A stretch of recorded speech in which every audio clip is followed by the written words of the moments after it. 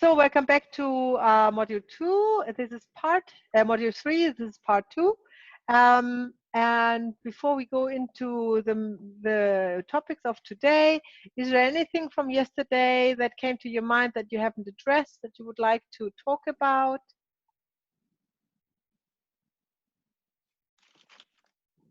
Yes, Maale? Yes, well, I have some questions regards to the representatives, because from my understanding, I knew it was a kind of relationship with the movement of the spirit, because it was a before and after with the representatives. But it wasn't so much clear for me, because Bert Hellinger discovered something like the acting with the movement of the spirit regards to the participants. Can you explain a little bit about that? Yeah, of course, yes. So Bert Hellinger started with family sculpturing, which he has learned in his early beginnings, which is a kind of, it's coming from Gestalt therapy, and it is more like in therapy what you do when you are placing figurines around to kind of create a picture of what's going on with the therapeutic. And then he discovered that the people that he placed have a life on their own, and they started to feel and say something, which he then found the orders of love through all these workshops he did then with mainly therapists. And then in the early 2000s, he discovered that the people starting to move on their own, and that was a new development, and he called that movement with the souls. And this is kind of where he started to declare the new family constellation, because it was really new. It was a new way for to constellate, because you are not placing any more people around in the room and moving them around and asking them how they feel. You allow the representative to move by themselves and let the movement happen, and sometimes it was completely silent. So full constellations without words. Yeah, so that's what he called movement of the soul. Yeah, Mariella, just one more sentence. And then later on in the 2010s, he started to call this movement of the spirit, because he found or he kind of recollected that the soul is a too narrow term for what is discovered. No, it was much more broad, like higher, so to speak. It was more the spirit that is actually moving the people, not so much the souls. And then from movement with the spirit, there came a lot of other forms of family constellation, like the multidimensional way, and some free forms of family constellation, which are all happened when he discovered the movement of the spirit, which is, but not, it's not the main work, so to speak. No, is that answering your question? Yes, perfect. Thank you. All right, very good. Mariella, you had a question too. Yes, I think we mentioned we were gonna try and do one of those this kind of constellations without words. Yeah, we wanted to do that. Yeah, we do that today. Yeah. All right. We might do that after the break. Yeah, that would be probably the best time.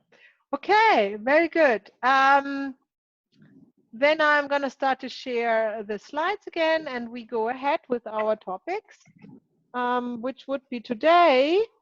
It's all about workshops. So how to structure a workshop, right? Because so how can I say? So the workshop setting for family constellation was the original setting that Bert Hellinger has discovered and that he has throughout his lifetime always preferred to do. It was not any other form like the one-on-ones or online or anything like this. He did workshops, and in his workshops there were persons from where I was present. One in Switzerland was only 20 people, up to the largest I have ever experienced was 350. So anything in between, you know, but it was all the workshop setting, and it was all following the basic rules that I'm lining out today. Yeah. So I want to quote him because that might take a bit of might is a relief for you to hear. He says, "You don't have to be complete at the beginning. You just place yourself on the path, and you will be led along by the field. Like an acorn grows into a giant oak tree without knowing all details how to do it. It just starts at the bottom and takes it from there." Right? So if you think of a family constellation workshop, that's exactly what you do. You take one constellation at a time and one step at a time. So you start with one step. As we discussed yesterday, you place your client and the closest nuclear family. If you don't know exactly where to begin, that would be always the acorn. And from there, you let the family dynamic grow, right? So we are talking today about the classical settings of in-person workshops. And I talk you through how I've been told by the Hellinger School how to, you know, how to take it from when the training is finished and how to start to work with family constellation, what you have learned. Because it just follows several steps which are approved and appropriate and safe and desirable to do. So there's a German term, it's called Bert Hellinger Freundeskreis, and I have translated it as family constellation circles with friends and families. Oh, Tracy, I got a message you're in the waiting room. And okay, I just go out there, yeah? So I can't hear you. Can I ask, do you suggest that we do the whole training before we start doing anything?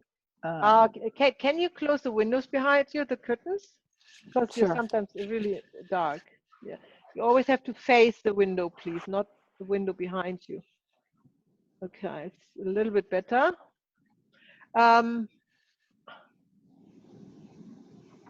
You can also just turn your computer around and you have a nicely lit face. Yeah, So, that's not so easy. no, okay. So what was the question? Do you suggest that we do the whole training first, or is there a point, what point do you think we could start doing the first step? Any point really. I mean, that's up to you. As Mariella has shared last time, she had done a friend and family together for a workshop situation, and Tracy has worked with her clients several times. So that is, however, it comes to you. The way I talk you through is if it not naturally comes to you, so you know which steps to follow, right? So this is what this is originated in the Hellinger School, the work, and I have actually followed that. So to this day, so that was actually how it started. I don't know how many years ago, maybe over 10, anyhow, over 10 years ago. So they are referring to family constellation circles with friends and families, which is actually in German-speaking countries, they have a list of these circles on their website. So people in every German-speaking city or township, there is one of these circles privately led. I have led the one in Zurich in Switzerland. And this is how you start. Then there are lists on the website, and if somebody moves to another town and is interested in Bert Hellinger work, then they would find the friendship circle there. But obviously that's not applying to New Zealand, and I'm not aspiring to set it up here. That's not my intent. But what I want to tell you is that it is a brilliant way to start when you feel ready. It can be after the preferable when the training is completed and you're certified, but you can start also earlier if you feel that's the way to go. Then you could start and create in your area where you live or work a family constellation circle with friends and families. That would be, we talk about that in the next slide, how to set it up. Then after that, we talk about how to design a workshop and how to market it, how to deal with queries, how to set up the room. That's from quite some importance for the success of the workshop, how to structure the workshop, and what to do after the workshop. So that's pretty much our layout for the day today. And then we also do the silent family constellation. So family constellation circles with friend family, what is this? So it's all about spread the love and make family constellation known in your area. That's what it is about. Because you normally, especially here where it's not so well known, you have a hard time to explain people when you say, I'm doing family constellation, what that is and what you do and why you do it, and it's all very complicated. And you know, you don't want to explain that to people you probably meet in a social environment or randomly. You don't have the time to do that in depth, and it's not the right format anyhow. So you would just invite them to a circle that you are organizing, and that's brilliant because you can just very you know, leisurely, you can just say, come and see and have a look, and you know, we get together every month or whatnot, and just join us, and you will experience it. And so that would be a meeting that is free of charge, that you held at home or in a room that you have access to, I don't know, in the library or whatever, which you can get for free or very cheap. And where you would make a little bit of a social gathering. So it would be, for example, a good idea to combine that with a potluck, or combine that with tea, or you have tea or anything. People bring biscuits, something, you know, people always like food. People like food and gatherings and you know, get together. So take advantage of that and just make it like the topic of the gathering is family constellation, or the work of Bert Hellinger, however you want to call that. And then the most important thing is to make it fun and social and open to everybody, and there are not really rules, and it's just to really have a foot in the door and gather people who are enthusiasts or people who are interested in family constellation together, and give them a place to come, to show up, and you have all your own things that you do. You could probably provide meditations while you do that, or kirtan or satsang, or whatever you do normally anyhow. You can incorporate that in these circles. It does not need to be strictly and completely only about family constellation. It can be anything that you are comfortable with performing or facilitating in a group, because the main objective is for the circles to come together and practice your leadership of a group. It's not so much about facilitating family constellations, because this is the next step or another step ahead. It is not so easy, especially as a beginner and nobody knows you, to get a group together that is willing to pay you a fee for family constellation, right? So make no mistake, that is not easy. You have to have some reputation, and you have to provide something. You have to talk about something that makes people confident to come to you, and that's yeah. And the family constellation circles is a very good um, um, vessel in which you can vessel or room or space in which you can actually improve yourselves. Yes, Kate. I just have another question, which is, what about if the people, if it's friends and family, they may know each other. So if someone were to constellate, let's say about their mother or their child, the other people in the room might know. Does that make it more difficult? Yeah, we're jumping ahead. So I'm suggesting that you're not constellating in this circles. This is not the purpose of the circles. The purpose of the circles, Bert Hellinger actually said he said in the Hellinger school, he said, you are not going to constellate in the circles. This is to talk about family constellation. You can watch videos together.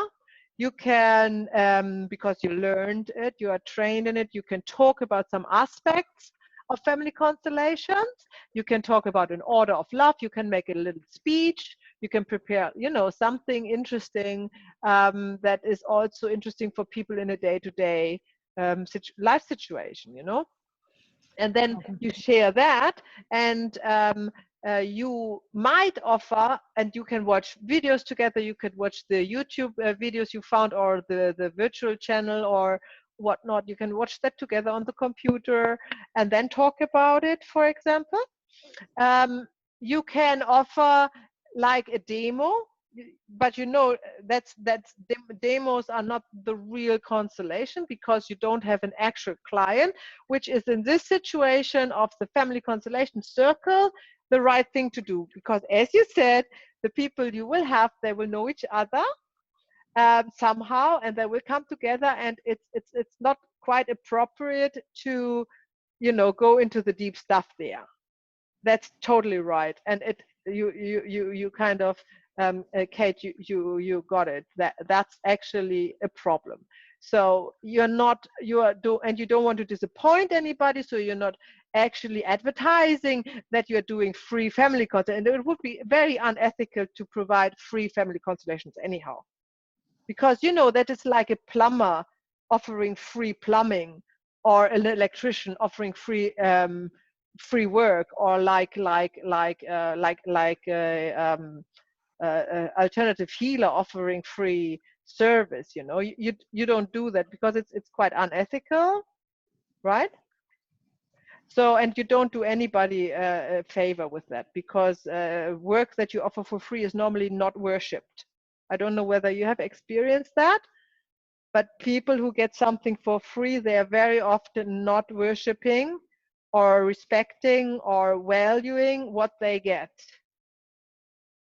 Because, and when you look at the orders of love for Bert Hellinger, that is quite clear. Why? Because there is no balance. There is no equal opposition of it. There is nothing given for it.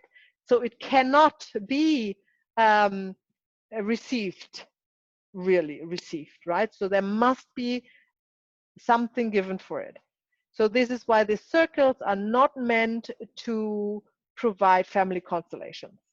Yeah, it is the first step to get into the world and get people together who are interested in family constellation, and interested in you, and interested in what you do, and interested in social gatherings. And what would be easy, for example, in Christchurch or in Wellington or in Auckland, I suppose, maybe a bit more difficult in rural areas. But this is why you add your own flair, your own spirit to it. So when you're artsy, you can combine that with drawings or something, So you make it your own. So that is your own, and then you. And then you can, advance, and once the circles are more established and they all know about family constellation, they have all witnesses some tidbits and some demos, and they may have even come to a virtual workshop with you or without you, and then they are really interested and maybe to constellate for themselves, right? And that's actually what you then want, right? So then so these circles, they are there for you to get confident in leading a group, talking about family constellations, get comfortable in the setting, in the situation, and prepare the people who are coming for future workshops. Right? So once this is established in a way that you feel confident about, I would say, well, my own circles I probably was providing for over a year, probably for 1.5 years before I advertised my first workshop. So I would say just give it a year. If you have a monthly meeting, that's 12 meetings. Then you might have out of these people who are coming 4 or 5 or 6 people who are keen to come to a workshop with you and ready to pay for it, right? And then you can set up a workshop and you can design a workshop. Obviously, obviously you do whatever you want to do. You're free to do whatever you want to do. But I would extremely recommend to keep it as clean as possible. And don't make wishy-washy out of the family constellation. What you learn is the original family constellation in the method of Bert Hellinger. And because he passed away last year and Germany is a long way from New Zealand, everything you see here in New Zealand as family constellation that I have heard of, there is very few that he would be approved by him, right? It's a lot wishy-washy. Oh, do you know the term? Okay, good. It's a lot wishy-washy going on. It's very diluted. You see family constellation and angel cards and whatnot, you know. I mean, you name it. And this is not the work. It is just not the work, yeah. And I don't know. I don't know where this was leading, but I would urge you, if you do a family constellation workshop, do it. A family constellation a la Bert Hellinger, and that's it. Yeah. So aim for 4 to 6 participants, because it will be hard to find more who are willing to come and pay, and you don't want to have less, because it's really, you don't really have a group together when it's less than 4, you know. It's a little bit more a counseling coaching situation than a real group experience. So aim for these 4 to 6 participants, and then the good thing is also that with 4 to 6 participants you can make a half-day workshop. It doesn't need to be a full day, and that's much better, because it's going to be very hard for you in the beginning to hold the space and the energy for a full day, right? And it could be quite overwhelming. You could be quite tired and exhausted, and it's probably not very healthy, and it's probably not even a good service to the participants who are coming then in the end, right? So aim for this number and aim for half a day. Yes, Ali. How many hours did you recommend in a half day? 4 hours? Yeah, I think 4 hours is nice. Yeah, you in your, so if you think, if you want to give every participant a constellation, and you have, let's say, 5 participants and you have 4 hours, then you know already, and you have the intro and the outro and all of this, then you know already a family constellation cannot be longer than, say, 30 minutes. And this is really good. It's really good that you are restricted in time, because constellations do not get better when they are longer. Yeah. And if you know you want to get, you want for every participant to have a constellation, then you know you have to have a maximum of 30 minutes for each of them, then you are automatically focusing on finding the dynamic that needs the healing, right? So you don't allow yourself to. I know that there are, I think Ali, you told me from this constellations in the area with this very long constellations, but this is a senior facilitator, obviously, not a beginner. And she, as far as I know, she is having larger groups, but only 2 or 3 constellations per day. So most of the participants don't constellate. Yeah. And that is actually something that is Bert Hellinger doing as well, and obviously when he had 300 or 400 people, but that's a whole different situation, because the energy and the like the presence, it's like with every spiritual teacher or every wise person, just to sit in the energy of this person is already healing. Yeah. So people don't need to constellate to feel uplifted, to feel freer or happier, or whatever burden falls off them, right? That's very typical. The if you're in the presence of somebody who is vibrating in a higher energy, and we talk about all of this in module 4, this is what comes. Oh, so if somebody like Bert Hellinger can provide this this energy for a room of 400 people, that doesn't mean that you can do that, obviously, right? So and somebody else. So the people that are coming to a workshop in your situation, they're normally expecting a constellation, right? And so you have to work around that. Of course, if they are then there's the other topic that has that comes up quite often, is that people say, oh, I like to come, but only as a representative. So they're happy not to have a constellation, which is great, but then they don't want to pay, or they want to pay less. That's very typical. And I had that, and when I did this in the yurt, and so I had that frequently.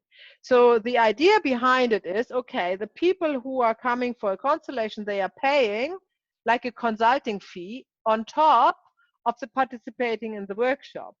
You got that?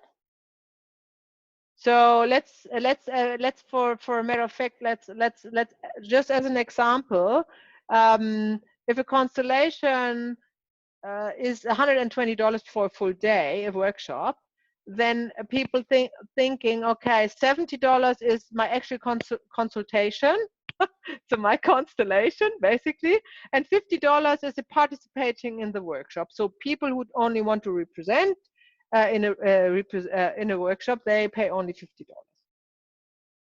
And that sounds logical, and you know, that sounds all right, but there's a lot of problems you're facing. And Bert Hellinger and the Hellinger School never did that. They actually say to us, never ever do that. There is not a 2-class system in a workshop. They are all equal, and the field decides, not you, not the participant, what's happening. And if you have somebody in there who hasn't paid for a constellation, but the field decides he should she should constellate, then that's what's going to happen. And how would you, and what are you doing then? Are you going to this person and say, now you have to give me $70 extra dollars, because it's just not practical, and it is actually opposing the whole purpose of a constellation to be led by the field, basically, and not by constructs that are restricting the field, and it cannot work anymore. So I would not recommend to do that at all. And I actually have my own experience with that. I have, against kind of the advice of the Hellinger School, I have actually had some goes to allow people to come to pay less, but it was not beneficial. It was not good vibes. It was just it was not good. And then in the end, everybody from the workshop has the same, if they constellate or not, through the work they do, through the participation they have in the workshop, they all get out of the workshop equally what they need. And this you can trust. So I extremely recommend treat everyone in the workshop equal. And therefore they all pay the same. Obviously, we do that. A lot of other workshop providers do that. You can always offer an early bird fee. That's always great. Like a discount, it's great, because then you know early enough if you can, if your workshop is going to happen, because you don't want to wait a day before the workshop actually to know if you have the minimum amount of people together, you know. And everybody likes to pay a discount. So that's a good method, but that's actually treating everybody equal anyhow. It's just a matter of when they pay, right? So yeah, a half day is great, excellent. Advertise it in your circle, friends and family. If you have already had the circle established for more than 12 meetings, it is very likely that it is like the circle is wider than only the closest family. So you might not have the family coming together, consolating for each other, which is a problem that Kate I talked about before, what Kate has raised, and that's true. So that's not very likely to happen if you have already, you know, had a broader, or how can I say, a wider circle together, because not everybody would come, obviously. It will be only a few who will then actually commit to come to the workshop. This is why you really don't want to constellate in the family constellation circle, because they get it there for free, and why would they come to a workshop? No, obviously. So you get yourself into trouble anyhow if you have not a clear line drawn between you know, the gatherings and the workshops. The one is fun and the other one is work, right? So when you say demonstrate, what do you mean? What would you do to demonstrate in a circle? That's probably from the moment. The most important part is when you demonstrate, you don't have a client. So nobody's sitting next to you. So it's lighthearted, and it's lighthearted, and you're working with the field without meaning. There's nobody. How can I put it? The healing doesn't really take place, you know. So they're getting a sense of what it would be like to represent. They're I would say doing a meditation maybe, and then exactly. feeling it. Okay. Absolute.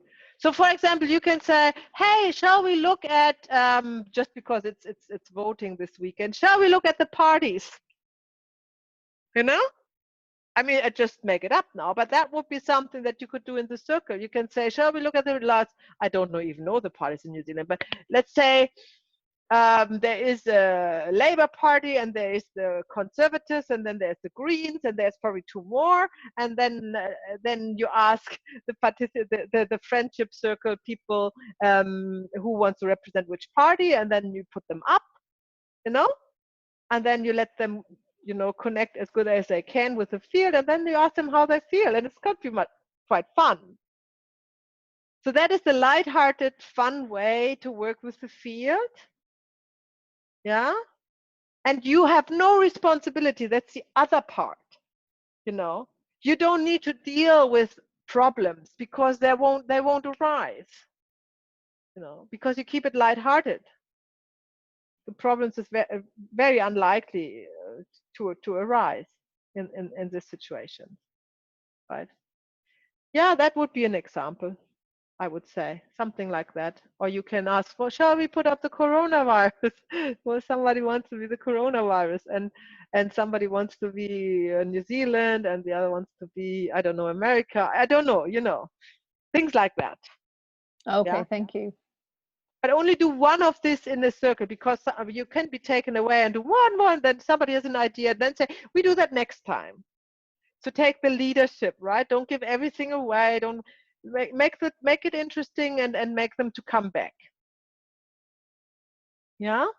And so you're starting. So you are really creating a field and an environment where you can train yourself to lead the group towards a goal. in the context of family constellation. So when so talking about your first workshop, let's say it's you have 5 participants and it's a half a day. You keep obviously the costs low, but not too low, right? They get, you know, think of the balance. I mean, what you have, the cost you have for the training, for extra curriculum work, for the books, for the time, you know, you just think about everything, you know, and this needs to somehow be balanced in the orders of love, otherwise there is no good outcome for none of you. Yeah,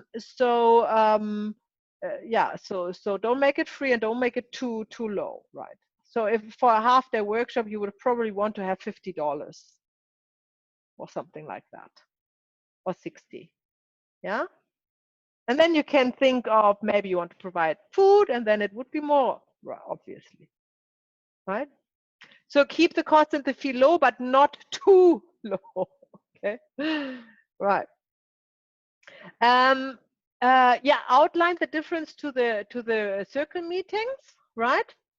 So as I said, the best or the best way to decipher between them is to explain that the circles don't have actual family constellations for clients, and obviously for marketing reasons you prepare a sort of a poster or flyer for your workshop, and it's very important that you talk about yourself, not only about family constellation there, because the people will come to you, right? So always put a photo of you in there, and talk about yourself in regards to what you have done so far in your life, and yeah, be honest. That's most important. Don't over exaggerate, because it always comes back sideways somehow. Any questions to that, other than you've talked about? All good? Okay, so marketing a workshop, the best marketing is always referrals, word of mouth, which obviously outside of the family constellation friendship circles that you have established is at the beginning not present, but it will come over time, you know. And social medias is the modern way to do it, obviously. Online marketing, you know, if you haven't done it yet, you can try with boosting posts on Facebook and things like that.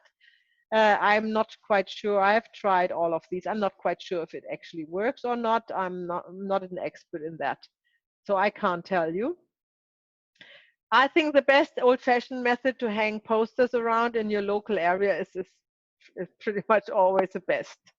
You know, in cafes and restaurants where you know there are more people who are seeking alternative methods of healing. That would be the context where you want to put up posters or flyers.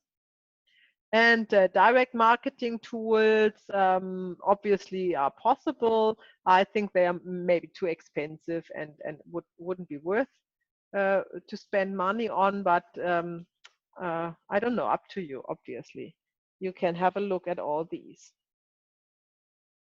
So once you have set the program together and you have marketed, then you have people calling you or emailing you and want to have more information often before they actually want to book.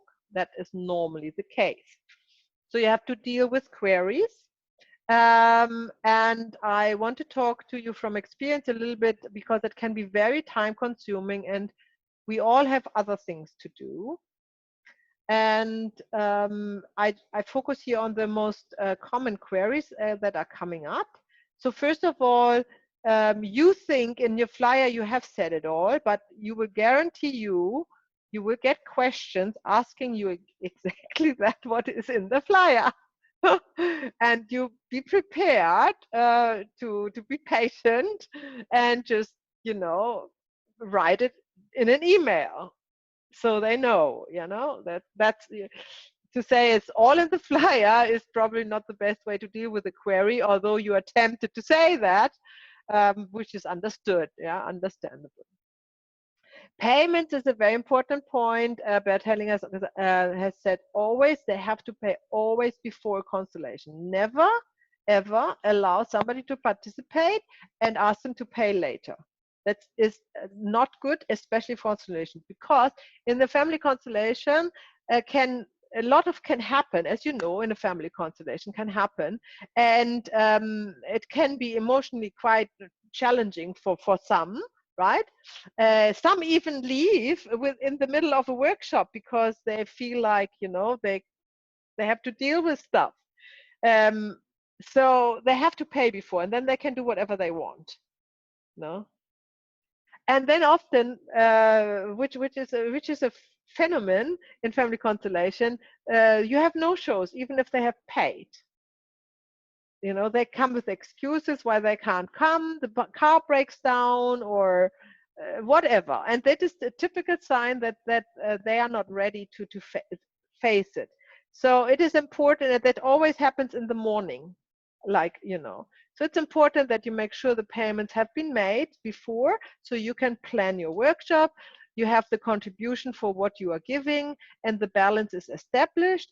And then what the customer, the client, the participant is doing or not, that is not within your realm. You know, that's not, you don't have that under control. And you're not responsible for it, and you don't need to feel neither morally responsible. So this comes to cancellations as well. If the participant is canceling or no showing, they always mostly ask for payment back. I would never do that. If you feel generous, you could invite them to come to the next one, or offer them to come to the next one half price, right? That's my recommendation. So what to do with uneasy customers? That's always a tricky question, of course. We always have few within our lives that is very uncomfortable. That makes you very uncomfortable. One thing I want to talk about, and you will find your way to deal with them anyhow. But one rule that I have discovered in my time as organizing and facilitating workshops is the people who are writing to you more than 2 emails before they even book anything, say, they write an email, you write back, then they write you back, and you answer that, you know, and then there comes the next one, the third one from them. That's already the 5th email going back and forth. They will never pay, and they will never come. I had no ever anybody of these difficult customers were actually signing up. They are not doing it, and I just say you can learn for yourself or learn it from me or others. Just stop conversing with them. Right? It's not worth it. You spend so much energy and they will never come. Yeah.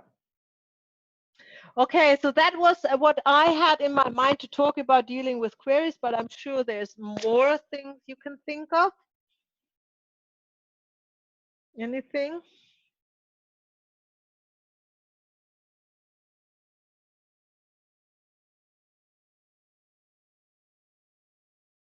So, for example, in your own work, I'm sure you have dealt with customers of all walks of life. You're saying that you want at least 4, right, to do a constellation workshop. So you'd want to allow for extra people to drop out, maybe inviting 8 or 10, hoping to get 4 or 6. I get your point, and it's a good thinking. I don't think 50% will drop out. So this is why they have to pay, you know. You can only rely on the people who have actually paid as participants. Everybody else is not a participant. He or she is a, you know, not even a potential participant, because they might not even secretly consider to ever come and pay. So Okay. only the ones who are paying. So if you have 10 paid participants, you have a full day workshop, because it's very unlikely that 10 people who have paid, that 5 of them only show up. But if you have 10 people who have paid, 1 might not come. Okay, If so you have let's 10 say people, let's say you're expecting 4, so that would be a half day, and you Yeah. have less people show up. What would you do? okay, so we talk about that. We are coming more in the counseling situation then. Okay. So you're gonna swap. So you have kind of this. So when you have 4 people, this is the absolute minimum of a group, because you have 1 is a client, and then you have 3 people who can constellate, Right. represent, right? Yeah. So and you already need 2 normally for mother and father. Right. So you would use the board, you're saying. No, probably not the board. There are other methods. There are Okay. other methods, but this is really hard, and it's really not easy to start with. It's risky. So if you have 4, the 4 need to come. So this is why I probably, if you have 4 that want to come, you may try to get a 5th one or 6th one, or may postpone by a few weeks for everyone, and try to get 2 more or something like that. But if you want to Right. go ahead with 4, go ahead with 4. Yeah, they are, you can do it. Yeah. Sometimes, well, we talk about that later, but sometimes you can also ask representatives to get out of the role and get into another, to kind of, represent two persons. Right. Yeah. So it's all possible. Yeah. And remember, life only throws at you the challenges you can actually master. So if you have this workshop setting, and you have 4 participants, that's what is, it's right. It's the right time, the right place. It's for you to do what you can do. So you got to trust that.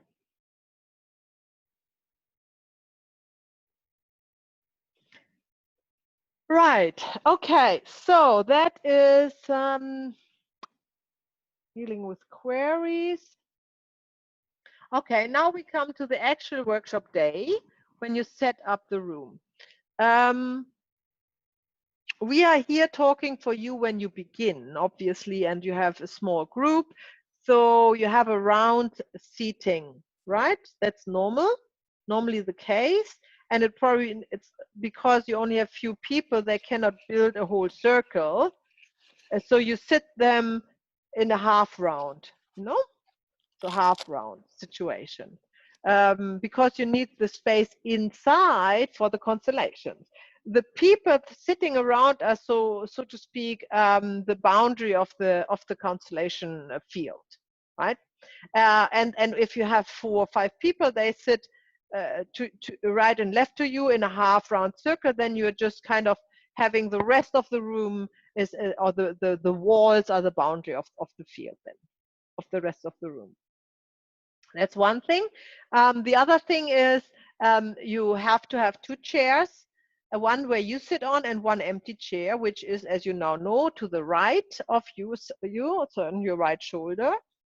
And that is really important. You have to figure out in which room you are, and they should be in the right energy field. That helps heaps. If you are not careful and you place the chairs wrongly, it could end up that you're really struggling with facilitating the workshop. Are you all aware of Feng Shui rules? Yeah, okay. Not Tracy? So Feng Shui is Chinese, and it's a science how to place objects in a room to create the right energy, or the right energy flow. Yeah, I know what it is. I'm not sure how I would read that in a room. Okay. So we can go through some basics. Yeah. which is enough to place the chairs, to find the right place for the chairs. So one is very important. The chairs cannot be in direct line between a door and windows, or two doors or two windows, because the energy goes out, in and out there, right? So you have to find for the chairs is a part of the room where you are sitting, not in front of the window, not behind the window, or a door, and where you can see the door, yeah. And the door, and there is nothing, there's neither the door nor the window right or left from you. So that's a very important rule. It's probably the most important rule. That you sit yourself there where you gather energy and where the energy is not lost. So when you say right or left, you mean immediately right on the door? You're right next to the door? Yeah. Okay. Yeah. So don't sit right next to the door or in front of the door, not next to the window or in front of the window. Also not facing a window. Actually, rooms without windows are really better for constellations. I just come to my mind as little windows as possible. Ale, yes? Is there any reason that the workshop always have to have in a room? It's not possible doing outdoor? In a garden, for example? I was thinking about that today. Okay, so I have never done it. I have never done it. I'm thinking about it. It doesn't feel very comfortable to me to do it. You might experience a great loss in energy outdoors. You can try it, Ale. Go ahead. Let us know. I don't feel drawn to do it. I would Okay. always keep the room as enclosed as possible. I also think that because you're dealing with very personal emotions there, I think outdoors people feel too vulnerable, maybe, to open up. It's completely different to yoga, what we do in a family constellation. So, and also you don't want the distraction. No, I probably don't want to do it outdoors. You don't want the distractions of, birds and wind and all of this. No, I have never seen anybody doing it outdoors, Ale. That would be for a reason. But yeah, you do it and let us know. No, I was wondering if there is an explanation or something. It has a specific meaning or not. Yeah, not a formal explanation, but as I thinking about it, it comes to me that you cannot contain the energy you need in an outdoor space.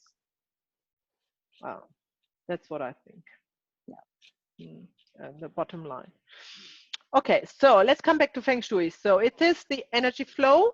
You want to place the two chairs you are sitting on with your clients in a place in the room where you are containing energies, right? So it's a high energy, high loaded by energies. That's one thing. The second thing is you want to incorporate all elements in the room. It's wood, fire, water, metal, and earth. Now, wood is you either have a wooden floor or the structures from wood. I mean, it could be studs or timber or wood, any kind of wood. If there's nothing, if it's a concrete building with a linoleum, what's the English term, floor, or tiles or something like that, then you might just bring in a wooden object. Like a bowl, a nice wooden bowl with fruits or something like that. So wood would be one element. Fire is the next element. That's quite easy to achieve. That would be a candle. And I always light a candle in family constellation. I invite my my teachers with the candle in the room, and yeah, and at the same time have the fire element. So I would recommend to do that. Water is normally also easy because everybody has a water bottle. So that's an essential. People shall bring their own water bottles. And you have water there as well, obviously, because you need some water too. So water element would be present there. I don't think you need to bring in like a fountain or anything like that. But you can also bring in a picture of water. So water doesn't need to flow in order for the element to be present, doesn't need to be actual water. It can also be a picture. But the water bottle is fine. It's enough water.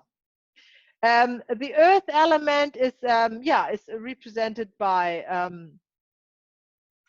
everything that comes from earth. I like to have fruits in my workshops. I always offer a bowl of fruits, a wooden bowl with fruits, and so I have the wood and earth element already represented in there. But it could be a plant, for example, if you want a plant or anything that comes from earth.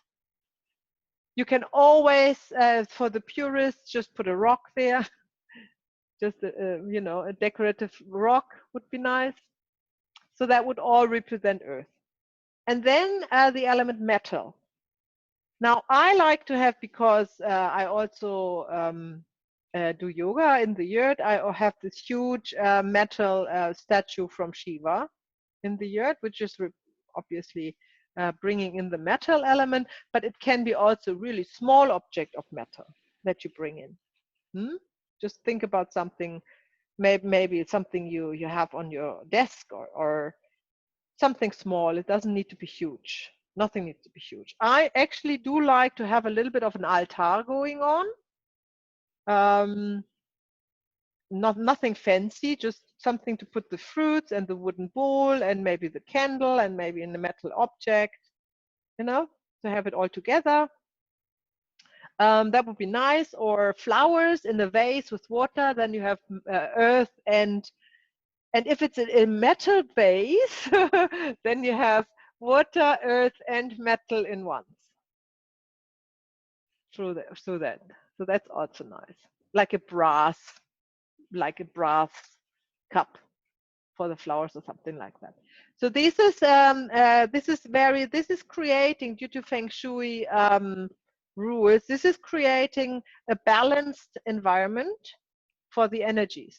So the energies that coming in are staying. So what you want is, in Feng Shui, is you want the energies to stay.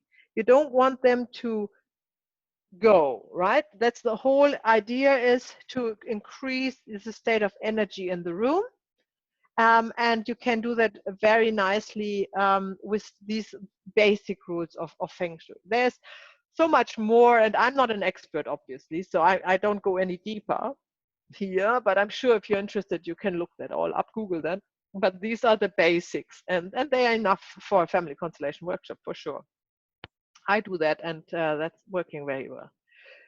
The next thing is the room is tidy, obviously. The less clutter in the room, the more focused everybody can be. The eyes are not catching so many knickknacks, right? So for example, if you are, I have heard of a woman in Christchurch, I don't know, Kate, whether you have heard of her. She was German, and it's years ago. I have heard of her facilitating family constellation in a church. Have you heard? No. No. And I was like, I heard that, and I was like, whoa, shock. I don't want to go in a church with all these energies of this religious and the how a church looks like, with crosses and pictures and everything else, and then you perform a family constellation. I didn't feel right, but everybody can do what they like. So I was just thinking, the less clutter and the less conceptual things around, the better, right? So that is the best. Floors super clean. As you know, when you're doing a workshop, people are ending up lying, kneeling, sitting on the floor. And if you have a carpet, which is great, obviously it's much more comfortable, and the carpet is nice and clean and not too old, That's also quite inviting. If you don't have a carpet, it's no problem. I don't have a carpet in the yurt, but you can have blankets or bolsters there. And if you have a more elderly participant or somebody who is uncomfortable, you can offer them to kneel on a bolster or lie down on a blanket. So it's all possible, and it's easy to do. What else do we have? Room is tidy, floor is super clean. Clutter. Yeah, if you are in a room that you are renting. Oh gosh, hang on, I have to shush my dog. Just a second.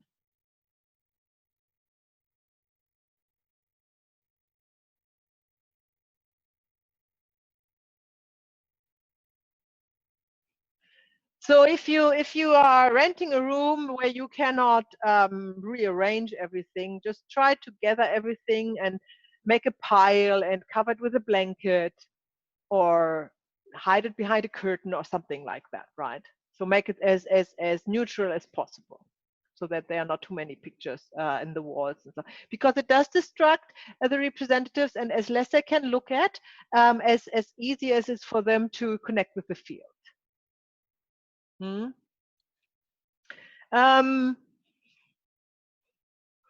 Then you have the chair setting, and the chairs can be quite uncomfortable, as chairs are.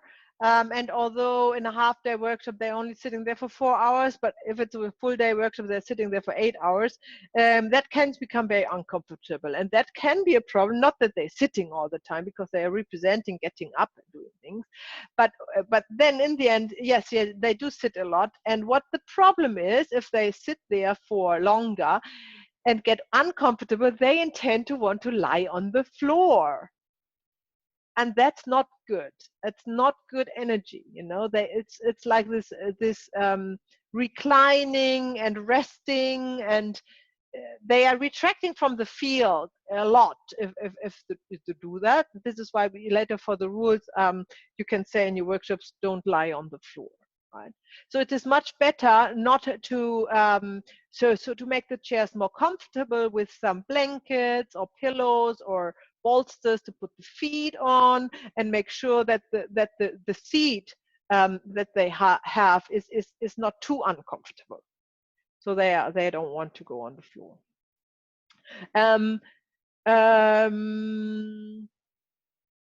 So now have extra items handy to use in a constellation. What do I mean with that? That is the problem what Case has talked about when you have 4 in a workshop. 1 is constellating, 3 are representing, but then you have more in the family system you want to work with. Now there is a way to work with objects. And the figurines that you know from my board, they are not objects in this means, because they are actually representing. But when I'm talking about objects, I'm talking about something like cushions or pillows or shoes or things like that you actually find in the room. That sounds very random, but they work actually quite well. So I have done constellations with all kinds of objects, and I can tell truly there is no object better than the other. They all work in a way, but however, you do need experience before you work with objects. So if you start with a workshop, you're a beginner, and people know that, because you're honest in your flyer. You're not pretending to be somebody you are not.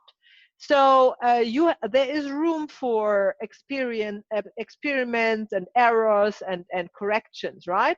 So don't be shy of that. Nobody expects you to be perfect, and that is exactly what you do. So if you have 4 people and you have objects in the room, let's say you have the shoes of the participants because they take the shoes off, and you're in a constellation, and you put up father, mother, and maybe 1 sibling, and there are 2 more siblings, then just take 2 shoes and place them next to the sibling. Yeah. And then these are the other siblings, and see what happens. Of course, you cannot ask a shoe how they feel, obviously, But it is amazing what is radiating from the space. And then you can probably ask one of the other representatives to go on that space where the shoe is and see if there's a word or something coming up. But often, if you are placing objects together with people, then the one who is constellating feels the relief already. So they don't need to say anything. It's the sheer representation of a family member is enough. To bring them in is often enough. So just try that out. No need to be shy. Be playful in a way, but collected, obviously, because this is a real thing. The absolute essentials are tissues. As you know, there's a lot of tears flowing. Tears are a way of relieving emotions, releasing emotions, and as more tears, as better. So have enough tissues and bins there to collect them. Yeah, and water. Water is also very important. That's the bare necessities. If you want to have more, like fruits and all kinds of blankets and pillows and all of this, it's good. That's great. Yeah. Okay. Any questions to that? Shall we just move on? Okay. The structure of a workshop. 3 parts. You have the opening, then you have the main part with the constellations, and then you have the closing. So in the opening can be very individual and can also vary and can be different any time. You might always want to introduce yourself and the participants, or actually the participants, let the participants introduce themselves. A good question is if they want to share with each other why they are drawn to family constellation, what their experience is with family constellation, and or if they are completely new to that. That's always good to know. Also for you, good to know if you have a bunch of beginners there who have never represented, or if they all have some sort of experience. That's also good for you to know. And then these openings, they have also the meaning to bring the group together, because you have a group there. You don't want group dynamics, as we discussed last time, but you still have a group and you want the group to be somehow harmonious, right? And not scattered. So the beginning is the opening is a great time to introduce something that brings the group a little bit together. So there are some games you could play from improv theater, because I did that sometimes, which is quite good and active and fun if you have enough time, or anything else that comes to your mind that you do and you like to do. Lately I have used essential oils, which is fantastic, and Alice knows that as well. Fantastic. Everybody can choose an oil and can sniff, smell it, and then you can read out the emotional meanings of this oil.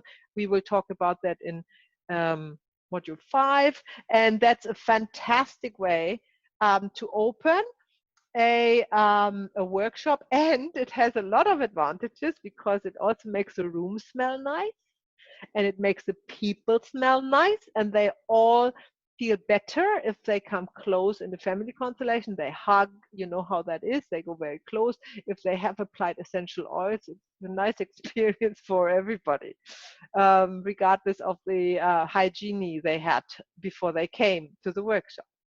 So that has a lot of advantages to use essential oils in the workshop. A great opening is also a guided meditation. It's probably something you want to do anyhow.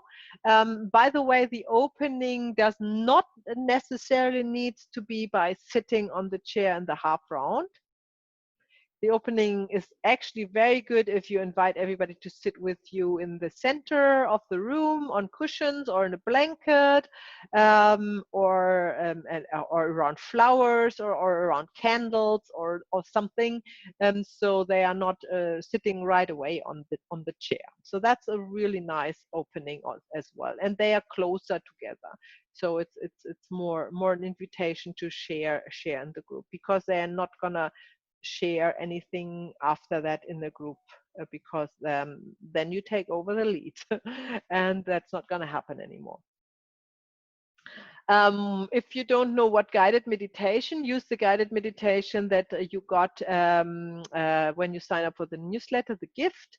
You can play it. I don't mind if you want to play it, or you can do it in your own words.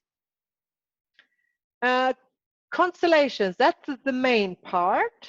So you sit down, everybody's sitting down now after the opening, and you are starting with explaining the rules, because that is the framework you give to the participants, and there are rules and they need to be obeyed.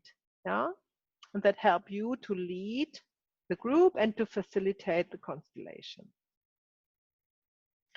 Then you ask the participants who wants to constellate. And it is very often that the first question you ask, that nobody raises their hand because somehow they are shy. No, and nobody wants to be the first one. That does happen. So in this situation, you can either choose one, or you can wait, practice silence and waiting, or you can make eye contact with the participant and encourage them with eye contact to come. Or if really nobody wants to come, you can open with kind of a demonstration, like you did in your circles, right? You can say, okay, nobody wants to constellate. Okay, let's look at the whole workshop. It just comes to my mind. I have never done it before, but you could, for example, say, let's take a representative for the group and find out why nobody wants to constellate, right?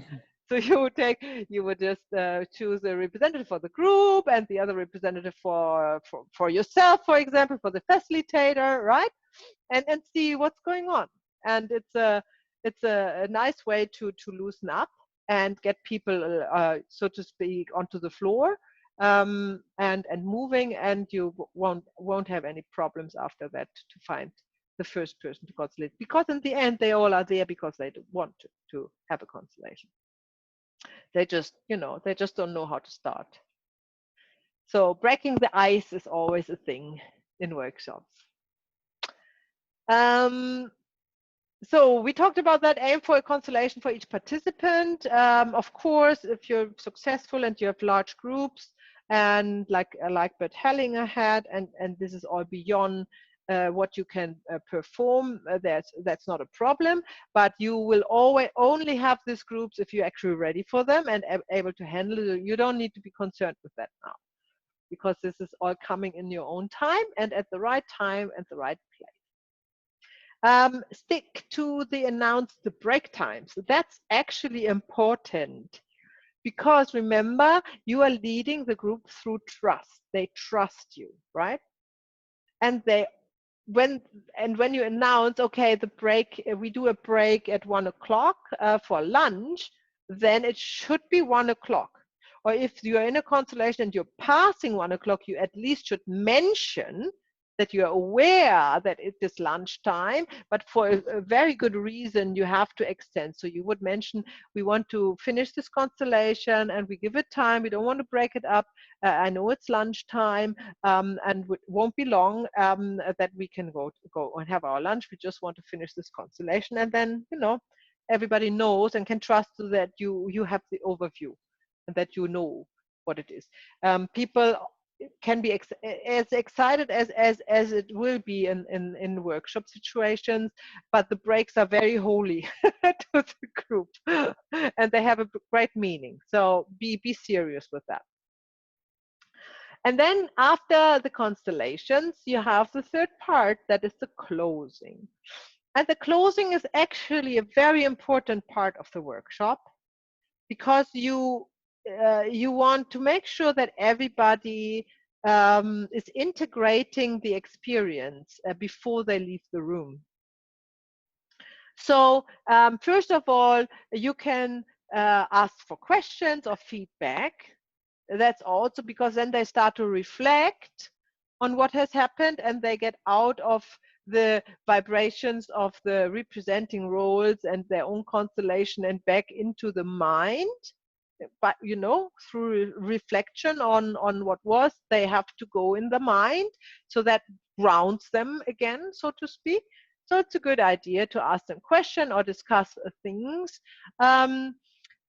You can round it all up with, for example, another guided meditation, which is beautiful, a shorter one, because everybody would be quite tired, remember, and you might don't have much time for your closing. That's the other thing, is you have to plan your closing. So you can't leave the constellation to the last minute, and then it's already time to break it up and go home, and then you rush your closing, or you go over the time too much, and nobody really appreciates that in a group normally. So plan for the closing probably 15 minutes, at least 15 minutes, I would say, in a small group.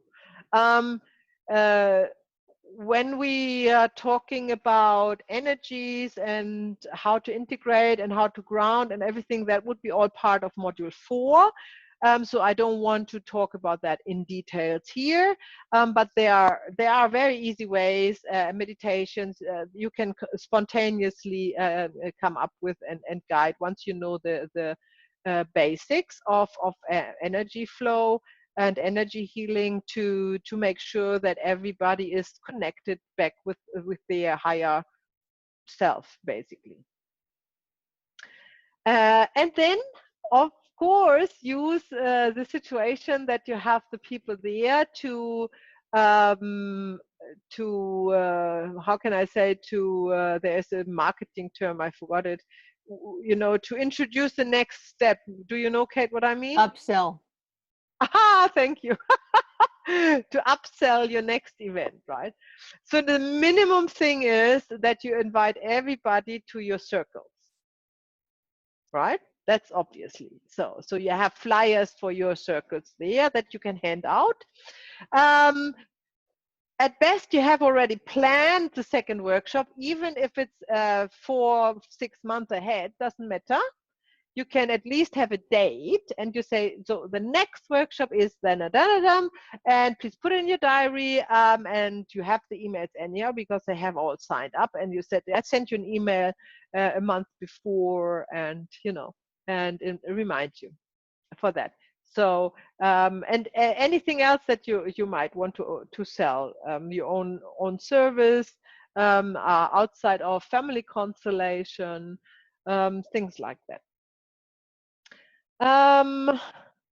Questions to that?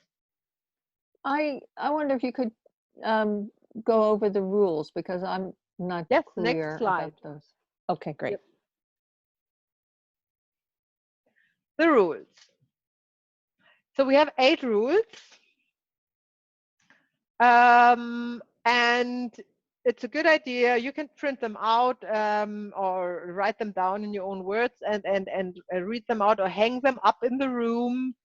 Brilliant, maybe on an A3 poster or something like that you have laminated and can reuse. It's a really good idea. Then you don't have to remind people. So the rule is number 1. It's really the most important rule, and we talked about that often, but I can't repeat it often enough. The facilitator is the only one talking. That's really important.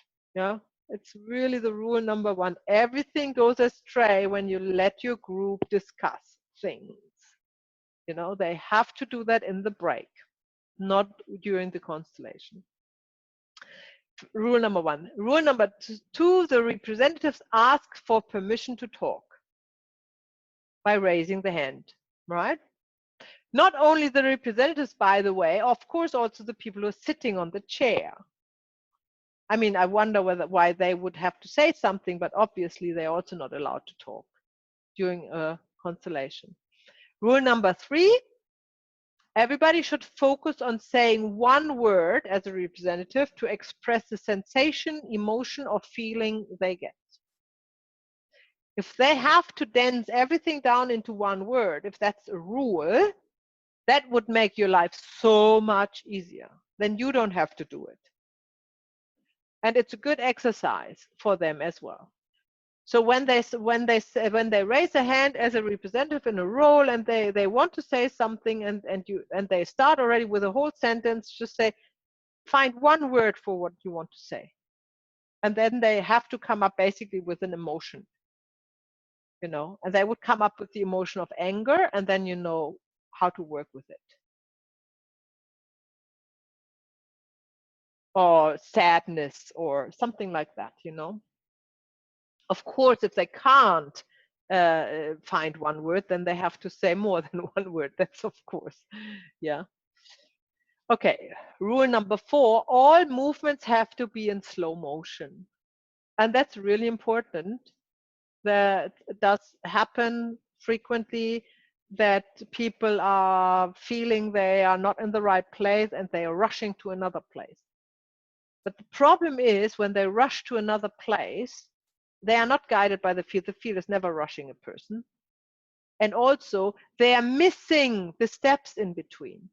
So they have an idea they have to go to another place, but from where they start, they don't know which place it is. So if you take one step at a time, after each step you can decide if you want to stay there. But if you're rushing it and you take 10 steps at once, you're missing out 9.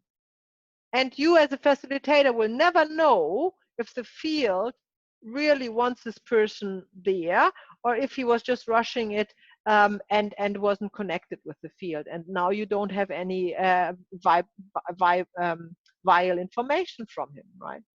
So call this person back and say, hey, slow down, go back from where you started and take one step at a time. And after every step, center again, focus again, and see if you want to stay here or if you really want to take the next step.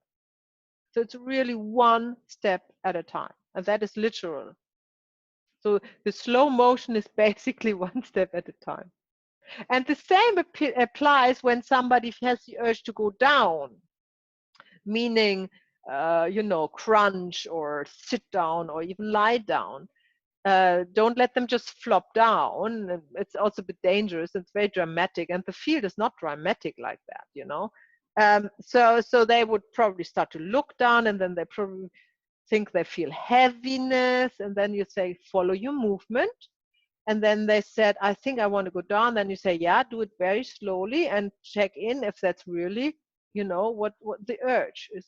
Where are you want to sit down on your knees? Do you want to lay down, belly, back? You know, these are all steps, and don't rush any step. So slow motion. Rule number 5, no chit chat on the chairs or in the room. This does happen, that if you have more than 4 or 5 people in the room and 2 sitting together and there's a constellation going on and these 2 are not in roles, that they start to to talk, you know, and you can't allow that. This is very, very destructive, disrespectful, and there's nothing to talk about the constellation, and there's definitely nothing to talk about something that is not the constellation.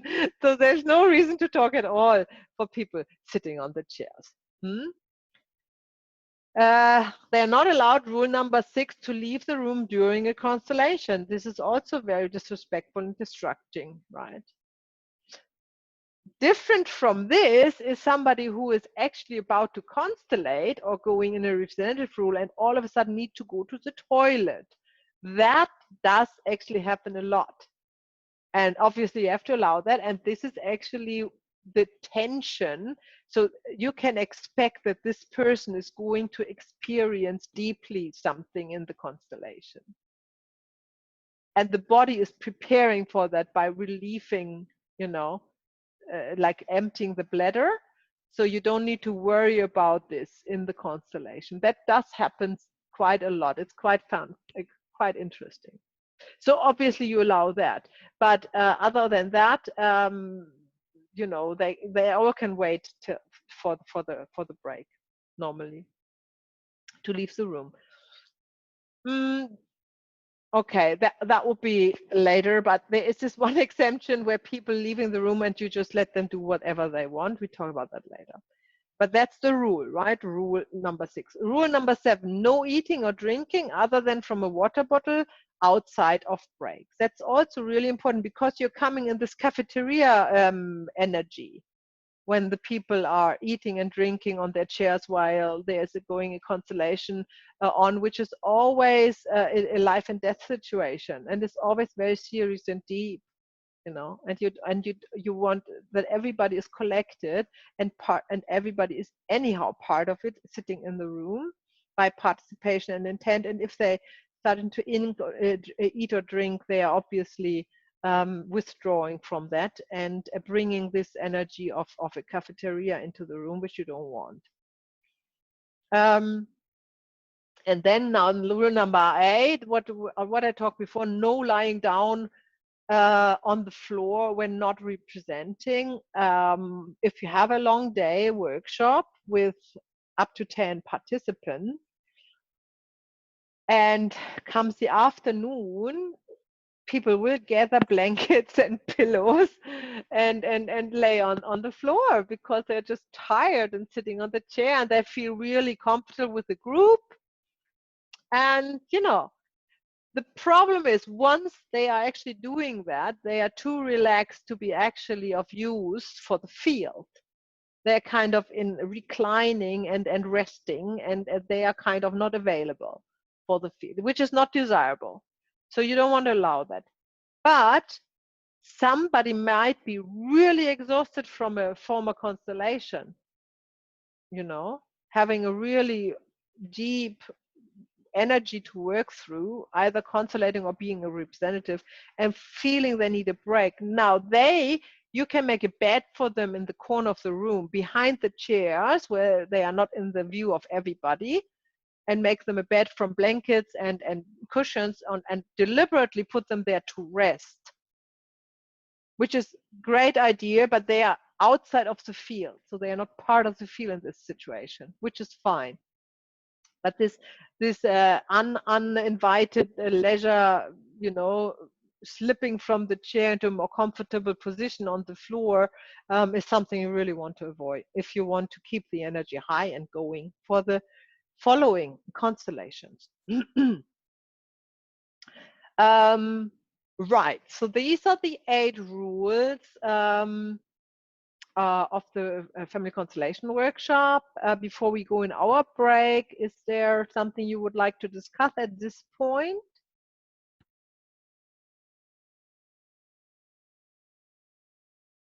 Nope. Very good. Awesome. So 10 minutes at 7:30. I see you in 7:40.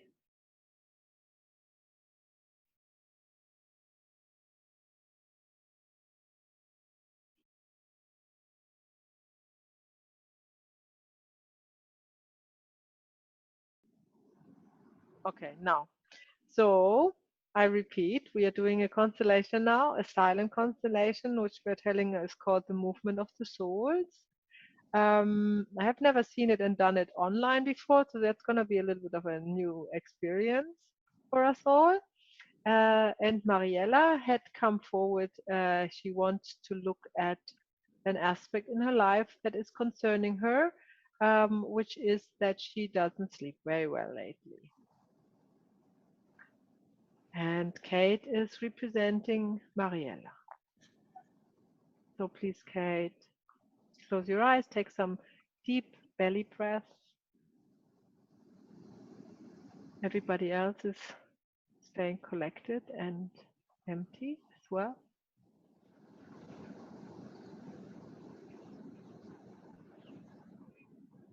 And in your own time, Kate, whenever you're ready, open eyes or not.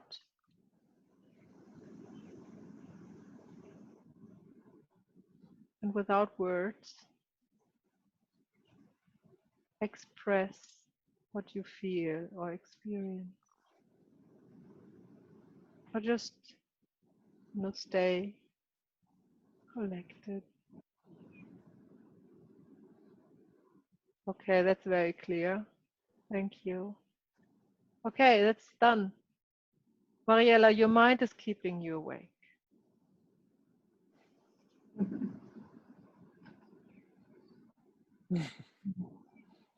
You're thinking about something, or the mind thinks about something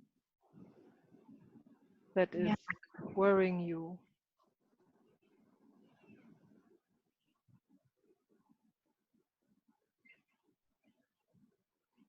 Okay.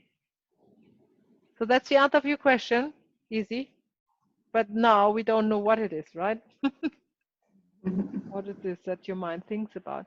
Not sure if we can if we can actually find it out in a silent constellation, but try. Okay, are you still collected, Kate? Yeah.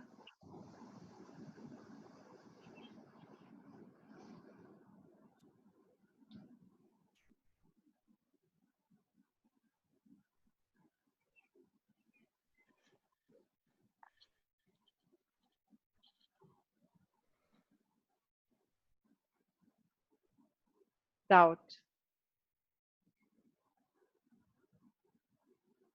questions, doubt.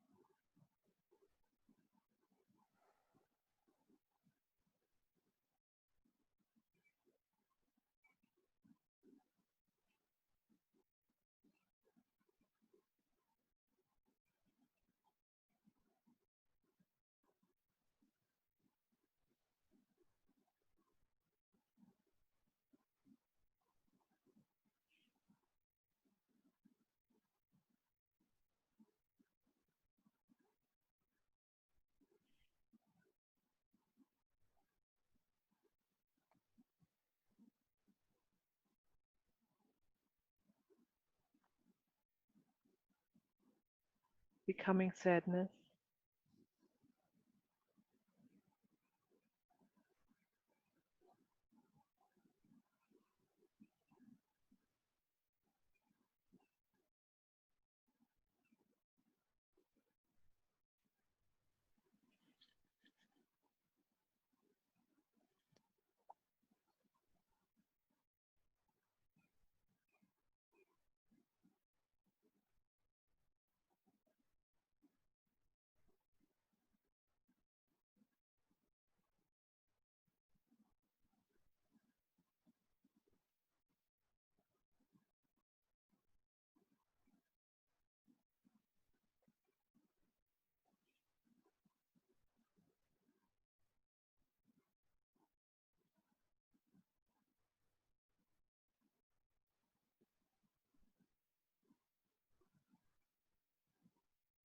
Tired.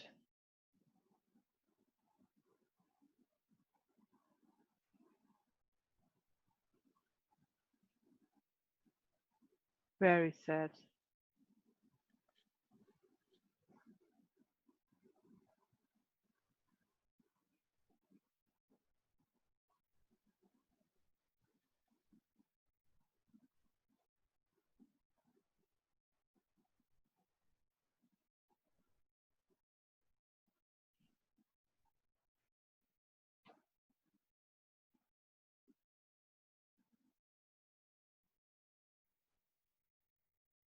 Tracy, can you unmute yourself, please? She's unmuted. Kate, look at Tracy.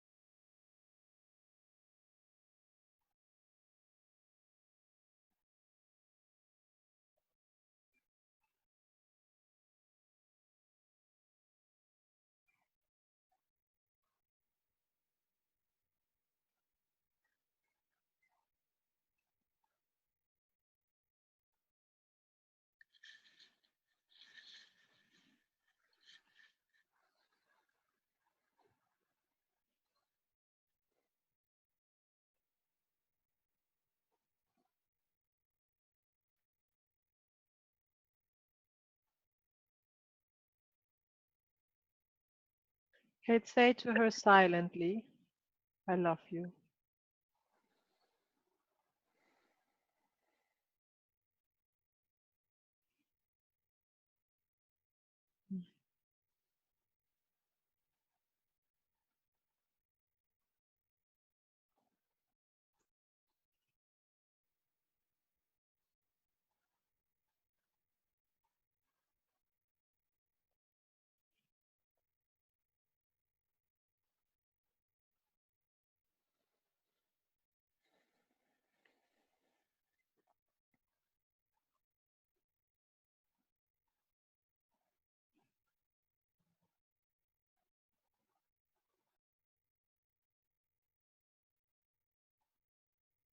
Okay, we'll leave it here. Thank you.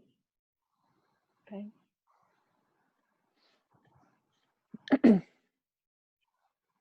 So, okay, do you want to share with us what happened? I felt first in my stomach something just a little upset, and then some soreness in my arm, which I thought maybe was mine, but then I definitely got quite sad. Mhm. And then it was soreness in my neck Mhm. a little bit. I'm not sure what I was sad about, but I wanted to look down. Mhm. And then when you looked at Tracy, Then when I looked at Tracy, that was quite comfortable. Mhm. And I definitely could send her love easily. Yeah, we could see that, the relief in your facial expression. And as you now know, that's when you break up, you know, when you feel the relief in the The client, relief. which is represented by Kate. Mm. Don't try to go any further. That's exactly what you want to achieve. If you want to achieve anything, then that is that. Yeah. So Mariella, so this was interesting. um, uh, so obviously, so why? So it is the mind that keeps you up. Why? Because the first thing that Kate did when she was collected was looking up like this. So the mind keeps you up at night, and it was then something that is sad and lost, you know, obviously, and that was represented by Tracy.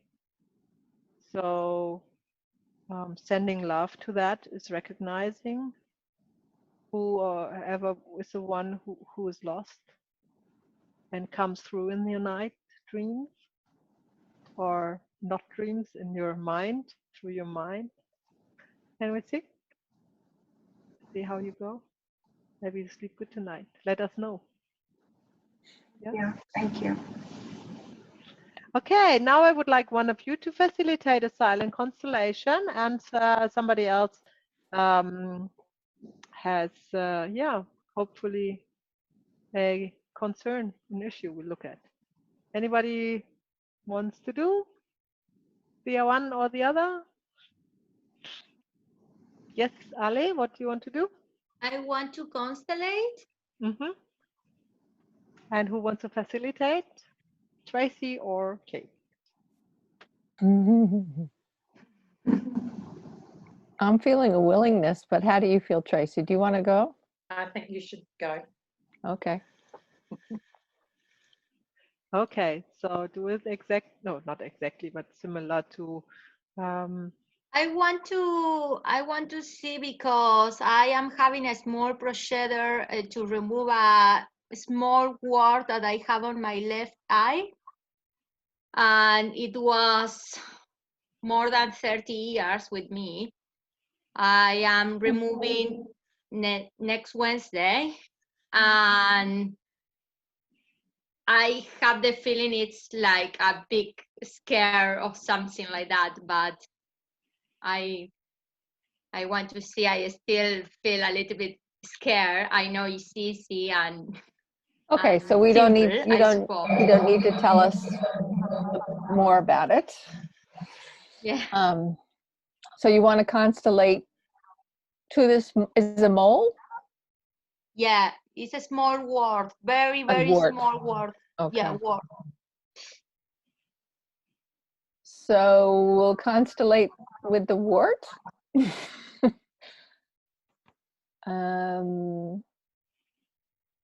Or with the fear. So I'm not sure. I guess I would constellate with the wart. And so that's good, Kate. But you can also test it. So you can choose a representative for the wart and one for the fear, and see one for each. where Okay, the thank energy you. is higher, where is more, going on. Okay, so Mariella, would you be the wart? And Tracy, would you be the fear, please? So come into the field, yeah. And when you feel ready, you can just open your eyes.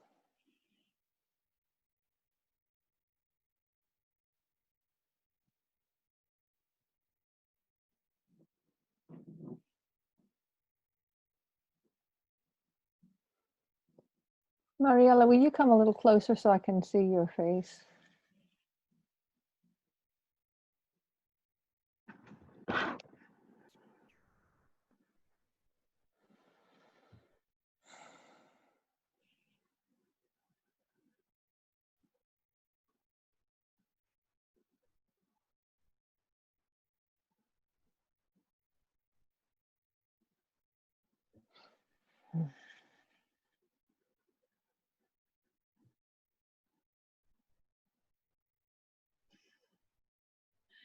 I can see there's a lot of fear.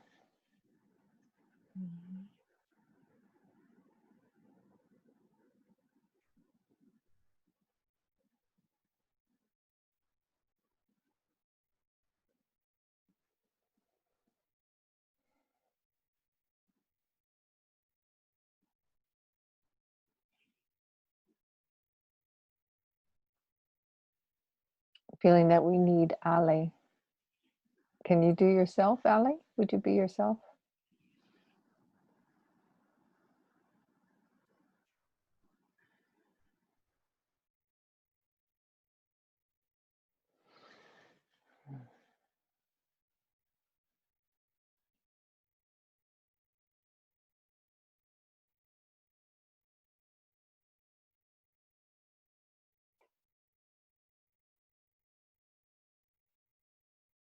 You can also take Mariella to swap roles if you need to.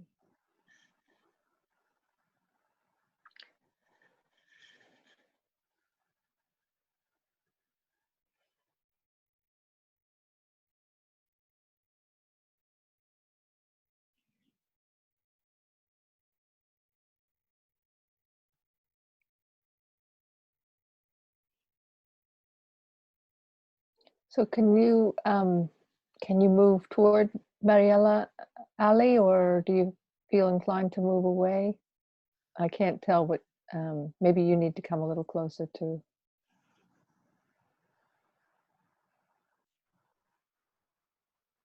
I want to face the fear.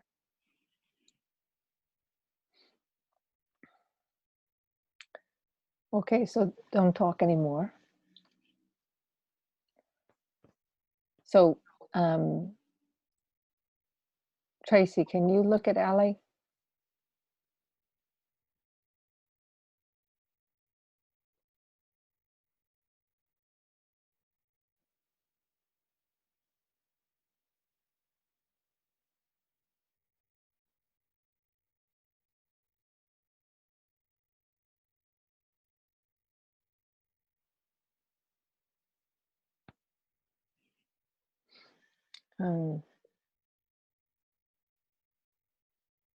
Can you say please, or would you say please with your in your mind only?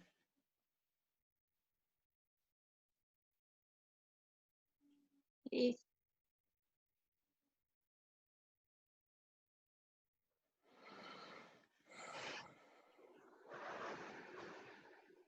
Please.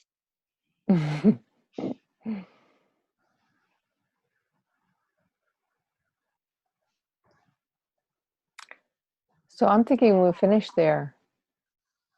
Very good. Very good. Thank you. I felt some relief. Mm-hmm.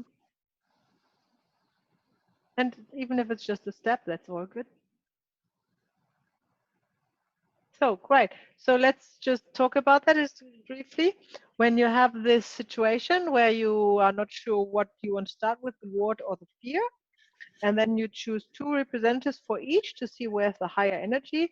And I totally agree, the higher energy was with the fear. So then you can actually dismiss the other. Okay. Mm-hmm. So that was just the first, that was quasi a constellation in the constellation. So you would dismiss the fear. So Mariella, you would ask her to sit down or just go out again. And then you have another potential representatives for whenever needed. Right? So if you choose, if you do that, which is often a good thing to do to see where's the stronger energy, then don't forget that the one you're not working with is actually dismissed. Extra, right? Yeah. So I thought she might need to play a role as the wart. Yeah, I understand that you think that, but you start off like thinking, I want to know which one. You said Okay, that's what you so- said. So you stick with that because that is what the field. So you are connected with the field, and this field gives you the information to choose between the fear and the wart. Okay, right. Stick with that. So otherwise, Because I asked the question, the field's answering the question. yeah. Right. And then don't go astray.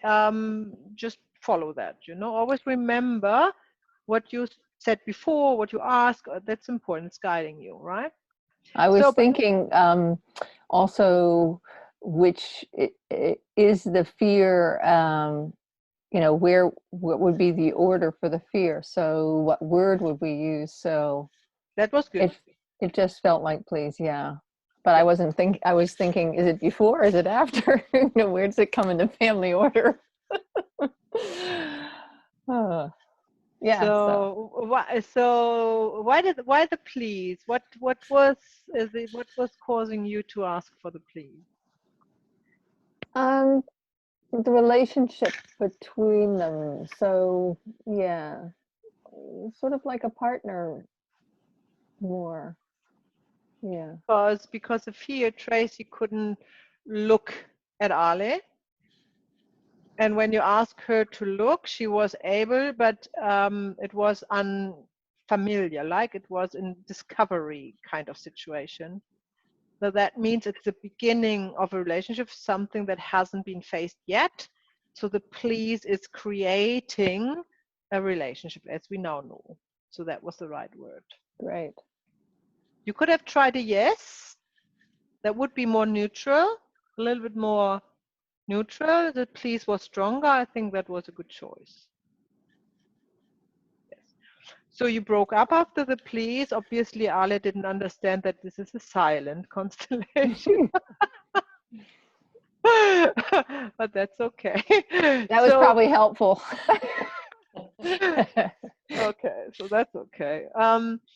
Uh, in this very difficult circumstances, which which we now have in this training, which is not what you're gonna start to work with, it is definitely appropriate to stop it immediately when you have the first sign of relief.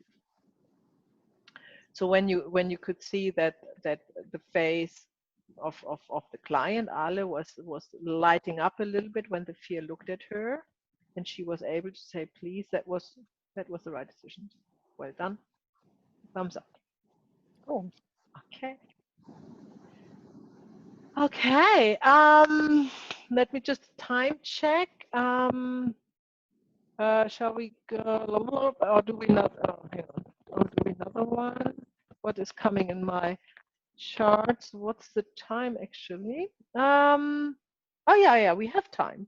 So we do one more. Because this is a really good exercise in also in staying collected and empty, and staying in silent, practicing and waiting in silent, and enjoying the moments of no action, no doing, no need to do. So we probably actually be able that every one of you is doing one round. So we had Kate was constellating, facilitating. Who wants to facilitate now? Hands up. Mariella. And who wants to look at something? Could be really anything. It's a great opportunity to look at little things that come up in your life. Could be something business related, or family, or relationship, or something like that. I've just left my boyfriend. So I wouldn't mind doing a constellation about a new partner. Okay. Okay. Mariella, your turn. And it's a silent one, right? Remember. Okay.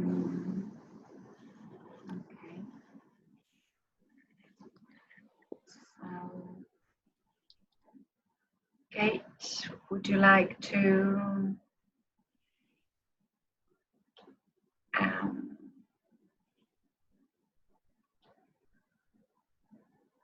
just choose a representative to explore what's happening? Okay. You do that. You choose, Mariella. Choose. Mm-hmm. Okay. You I do the choose. whole thing. Okay. So Tracy. So just look down or close your eyes. Who is Tracy? We don't know yet. We're gonna explore. Is that okay? Is that a good idea to start? Up to you. Yeah. Okay.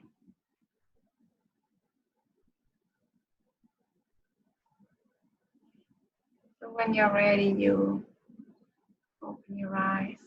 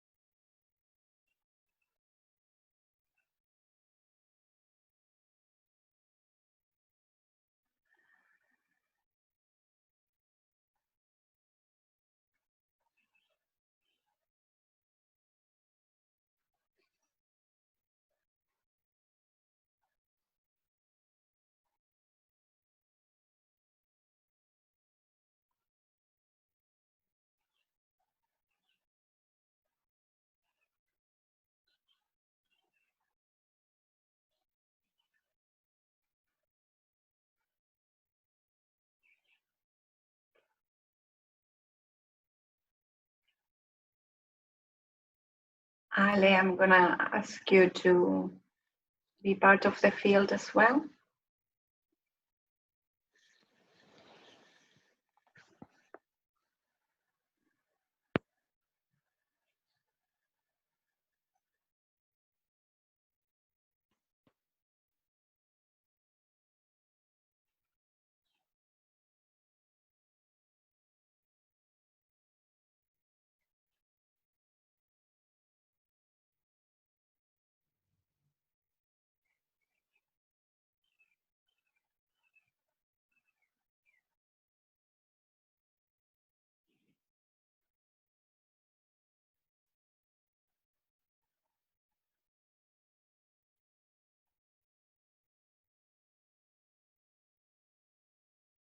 Tracy, can you look at Ale?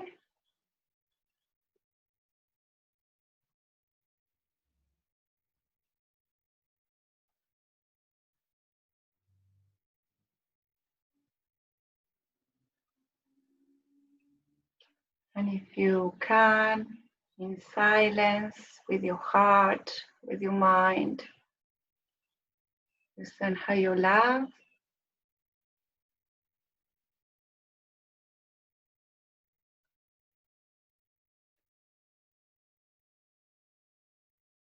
Ali, can you look at Tracy in the eyes?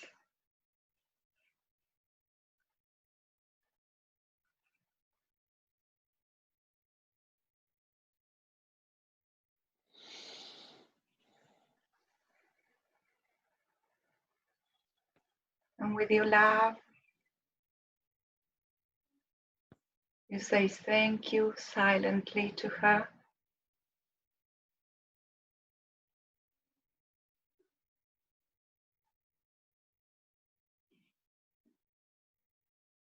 Can you do that?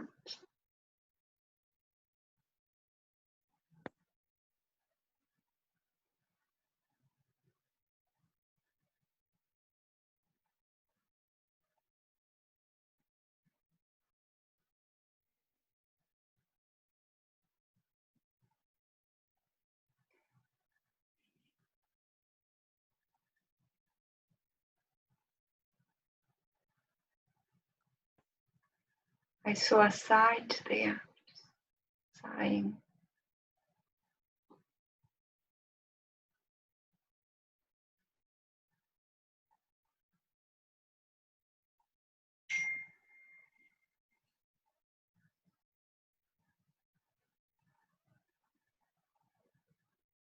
Another one, another sigh.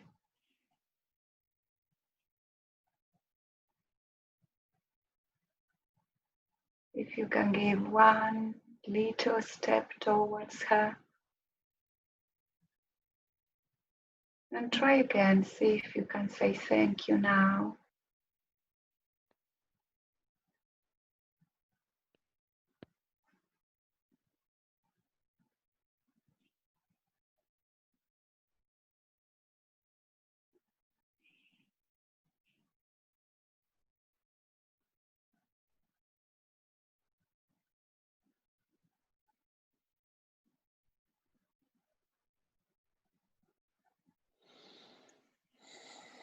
Try with the word please now. See if please works better for you.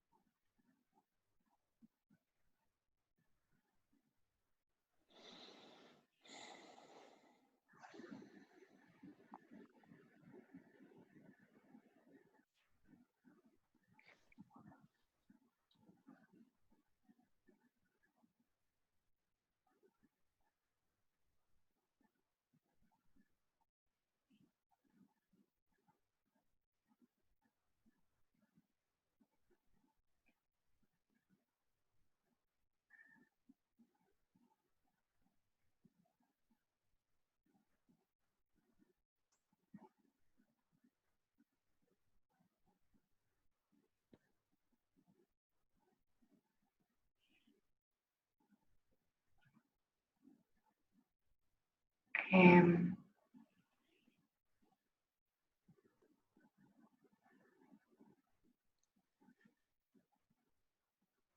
I think we can finish here. I think, yeah, just small smiles. I'll take that.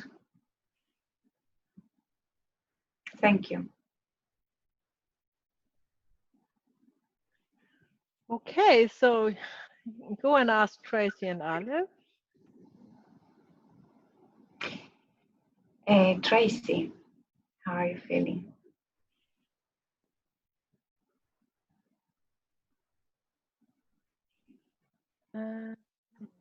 Think you felt better for me than please. Yeah, so it was, I felt I had a terrible pressure in my head that came on really suddenly, and it felt like it became grief. So it started with a pain, and then it became overwhelming grief. So who were Tracy?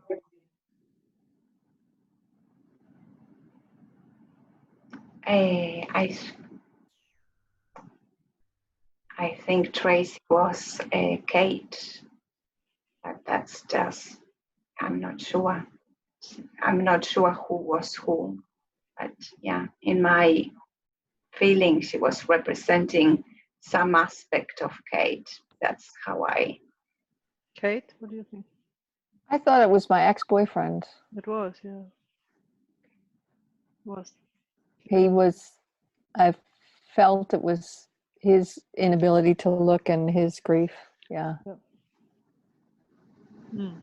So the difficulty is when you're not assigning a representative to a role, that you're quite fishing in the dark. And then if you have not the movements of them and not the words, you're kind of double fishing in the dark. So you can still trust it, feel that something's going to happen, but you are probably not the one who's understanding it, you know, because there's too much fishing going on. So when you do a silent constellation, at least you need to say, okay, you are this, you are that, so you are orientated. Who's We saying want what? to limit the field in such a case. We want to limit the field a little bit. Yeah, because otherwise, you know, you're pretty much guessing, no? Because because Tracy wasn't Kate. Okay. Yes. So you are guessing. Oh, I think you were Kate. That, you know, as the role of the facilitator, you know, you are the leader. Remember, so you need to know what's going on.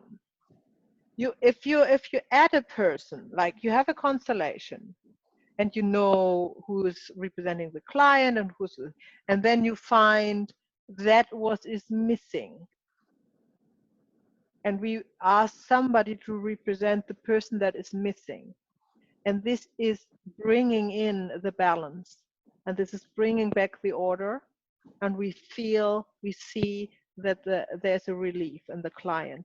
Then we don't need to know who that is. If it's the great-grandfather of the mother's side or a perpetrator in the third generation, we don't need to know that.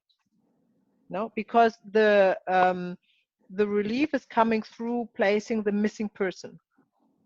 But if we have a constellation like this, where we start when we only have two people, and we have a client who says, I want to look at the relationship, then we need to know which relationship we are looking at. You understand the difference? So you cannot let them unnamed, because you don't know, you basically don't know which relationship you're looking at, right? Yeah, so no, I so know. you have three in this you have three possibilities. You have the Kate, the women, then you have the man, the ex, and then you have the new one. These are the three possible persons in the constellation. And when you ask Tracy, without giving her any direction who she is, and also in your head you don't know who she is, you know, and then you want to find out who she is from her reaction, and they had this grief, right?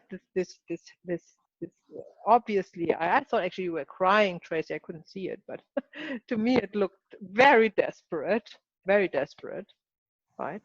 So you know it's not Kate. You can look at her right away, you know, and it would be very unlikely that it's a new partner. So it's more likely that's the ex-partner. But however, if you would say to Tracy, or even you would think, okay, I place Tracy now as the as Kate, then she wouldn't have reacted like this, because she would connect as a representative with the energy field of Kate. And then you would probably have asked in your mind, or for everybody, that is your decision, for Ale to represent the ex-partner, and then Ale would probably have shown the signs of grief. You know? So that's how it works. If you do not assign a representative to a person, then the field decides, but you are out of the picture. Yeah. And as a facilitator who is starting, this is beyond your capabilities. Yeah? I'm very happy we had this constellation, because I did not describe in words how, you know, how that works if we wouldn't have that. And then Ale was, yeah, so Ale. Who was Ale? Who was Ale? What did you feel, Ale? I feel Kate.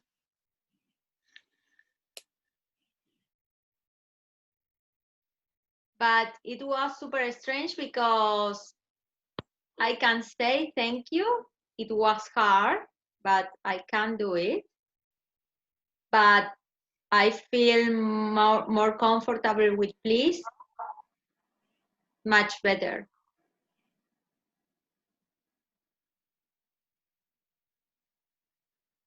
Mm-hmm. So who were Ale then? She said she felt like me. Mm-hmm. So in these cases, it's very important to know who was who.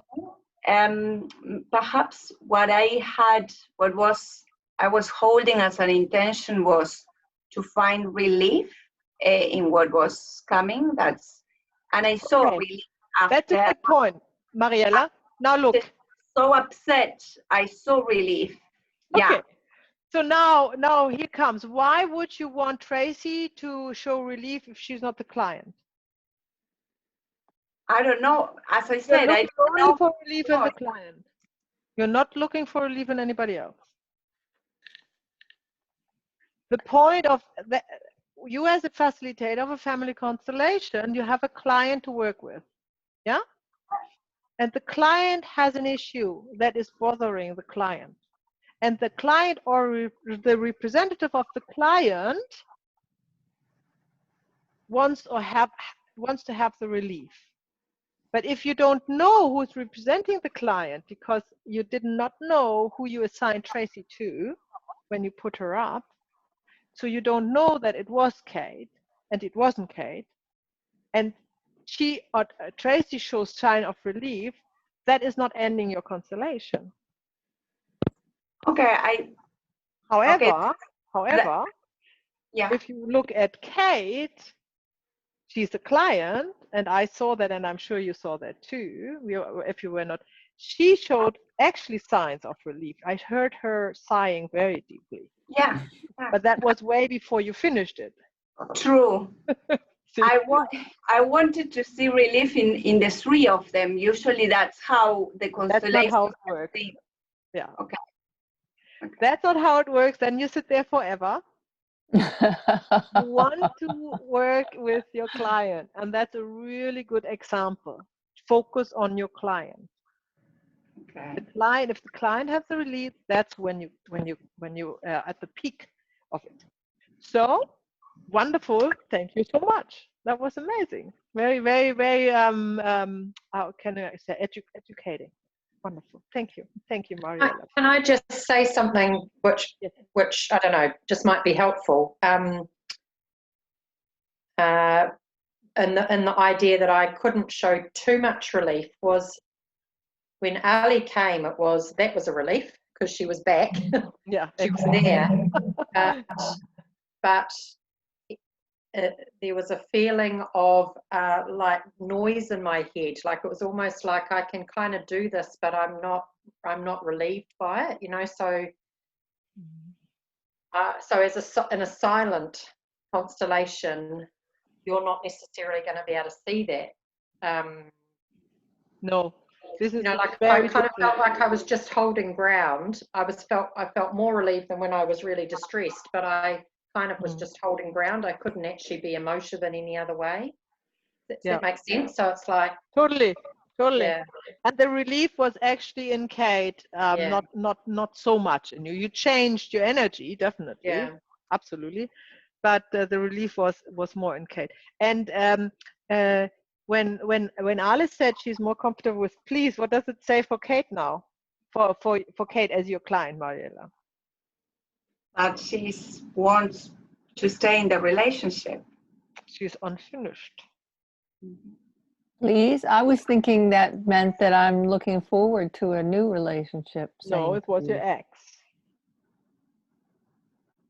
So what you know now, you could now talk to your client after this little constellation and tell to her, it is very unlikely that you find a new relationship soon because you're not open to it. You haven't finished the old one yet, emotionally, right? I'm not sure if I would say it is unlikely that you would have found another one. I would simply say that this one is unfinished, that you're still in a relationship with him. Yeah. So you are still emotionally attached to your ex, and could be all kinds. She could be sorry. It could be everything, you know. It could be sorry for his grief or the way she finished. You don't know that. She hasn't shared that. But just to let her know, so she has to decide now what to do, how to finish it properly.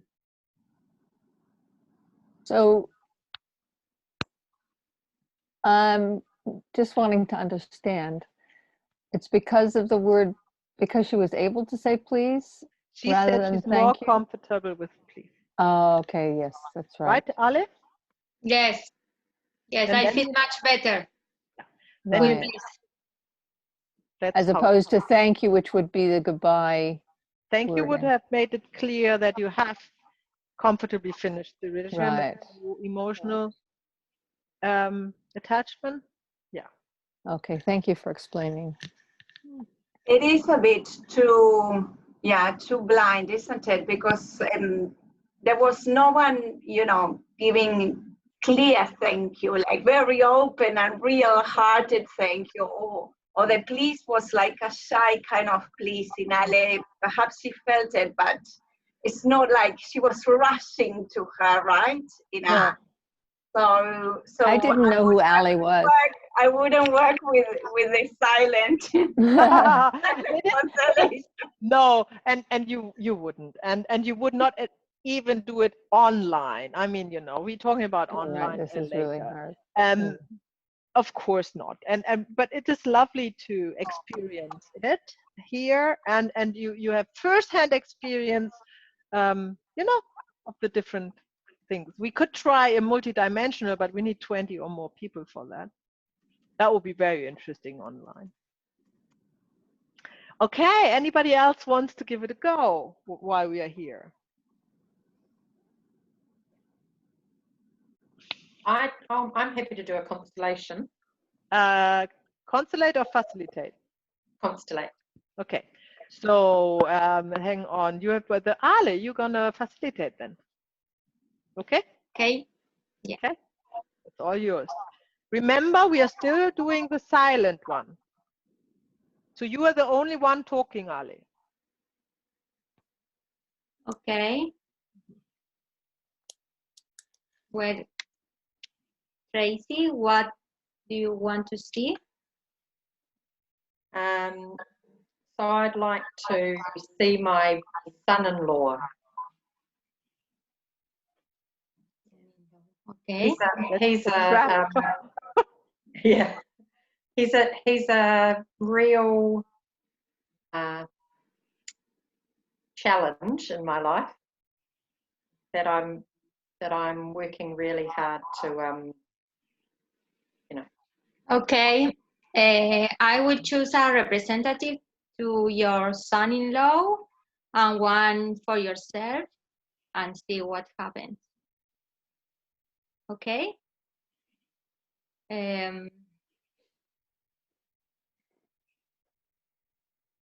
Mariela,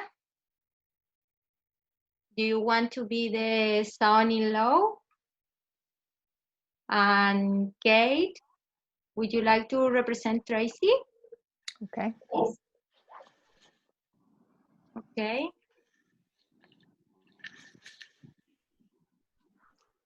Closing eyes for a few moments.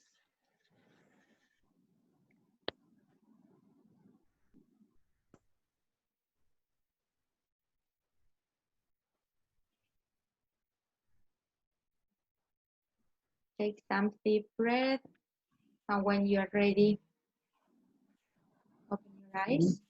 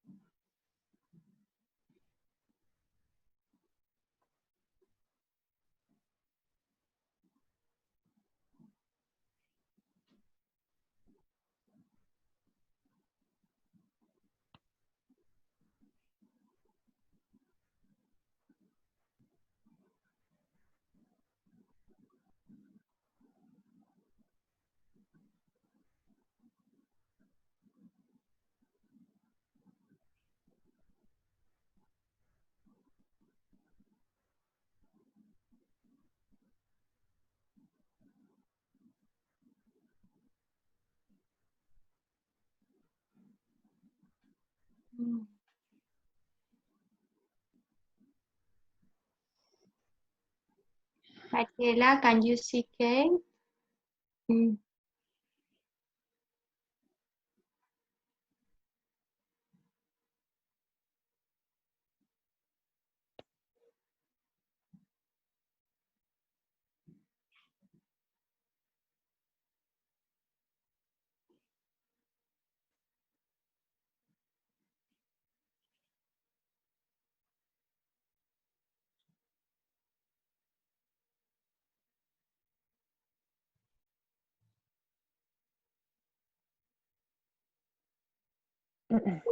Mariela, can you see, please?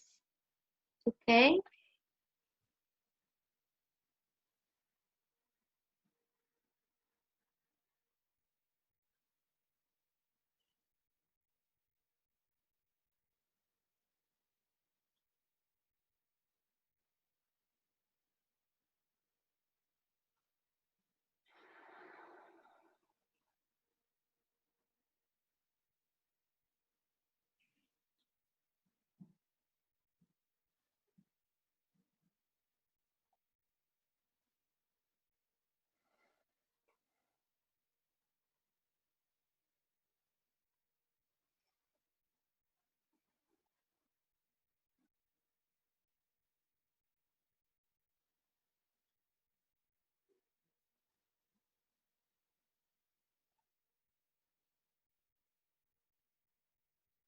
Anything else?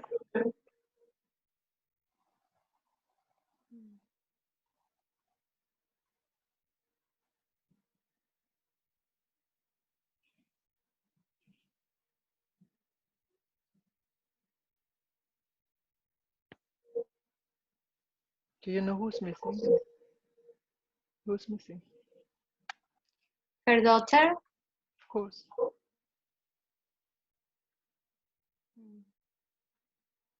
Ask Tracy. Who is missing? No, ask Tracy to be the daughter. Would you, Tracy, would you like to represent your daughter?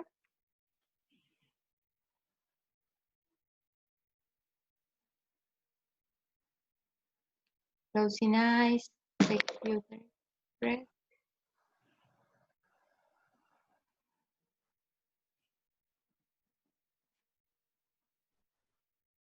And when you are ready, open your eyes.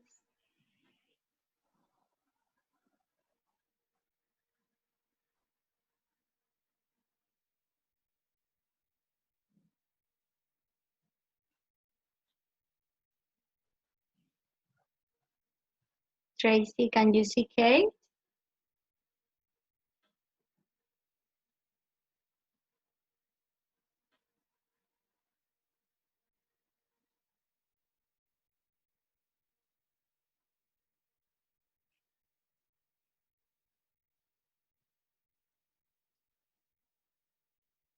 Tracy, can you say please? Okay.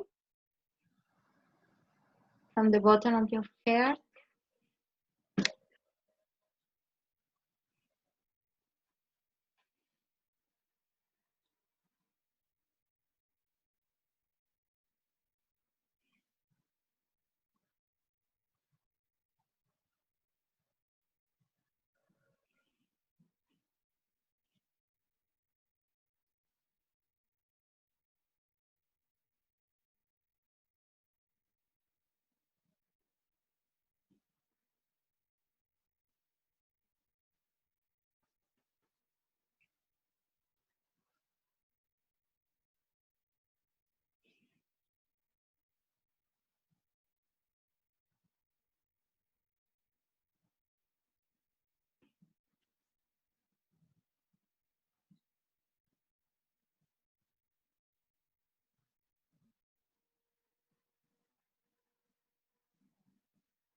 Any other word, Ale?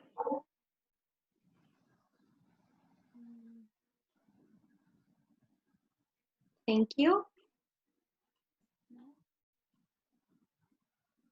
Ask Kate to say yes to Tracy. Kate, would you like to say yes to Tracy? Here we 3 go. times. Taking some deep breath from the bottom of your heart.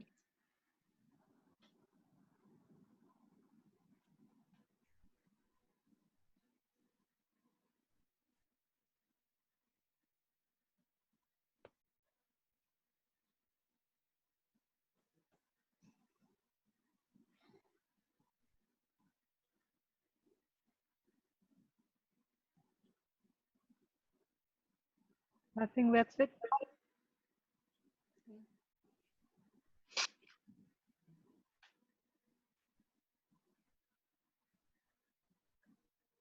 Thank you. Mariela, what was going on in you? I was fine. I don't feel I have anything going on with Tracy. My going on is maybe with someone else, not with Tracy. That's what I said, Ale. That's a trap. You know, don't forget the first order of Yeah, love. it wouldn't be in the order of love. It wouldn't be in Who the belongs to the no family? part of your family. Because the son-in-law doesn't belong to the family. Yeah. When I From start, Tracy's perspective, you know. So you yeah, have to work with the daughter. And as you could see in this constellation, Tracy's looking confused. Okay, we go back to the orders of love quickly. Remember the tree. It starts with you. You're never constellating below you. Only exception is for your daughter, but you were not constellating for your daughter. You were constellating for yourself, right? Remember? So yeah. that is where you start, and everything else is above, going backwards in time, right? Your children belong to the system, but not in this case the partners of your children. Yeah. So when you look in the, of course they are part of the family, but not of the family system. when we do family constellation. They would be part of your daughter's family system as their partner, as her partner, right? Okay.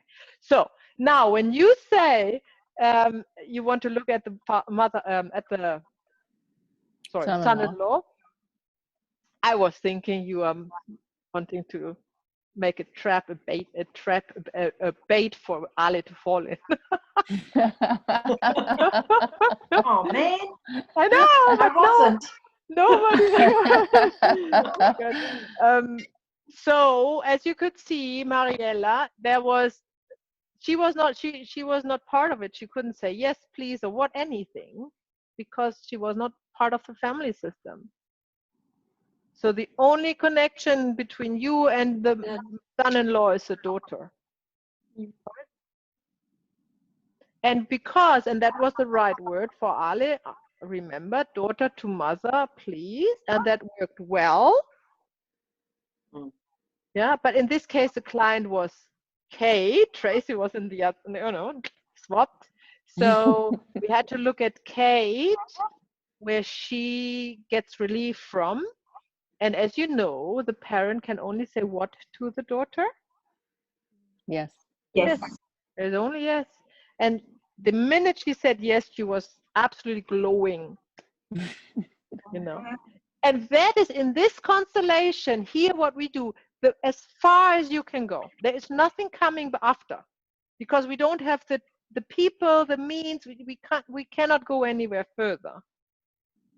And you are lucky to achieve such an obvious sign of relief in your client or in the representative of your client, right?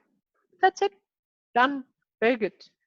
And this is a step forward in the relationship between Tracy, the real Tracy, between the mother Tracy and the daughter, respective the son-in-law.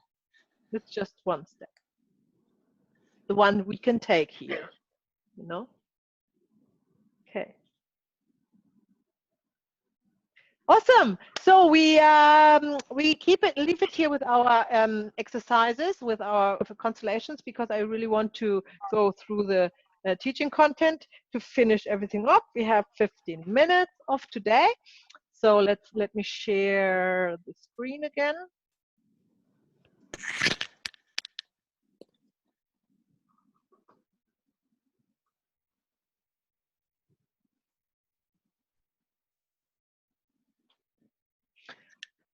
So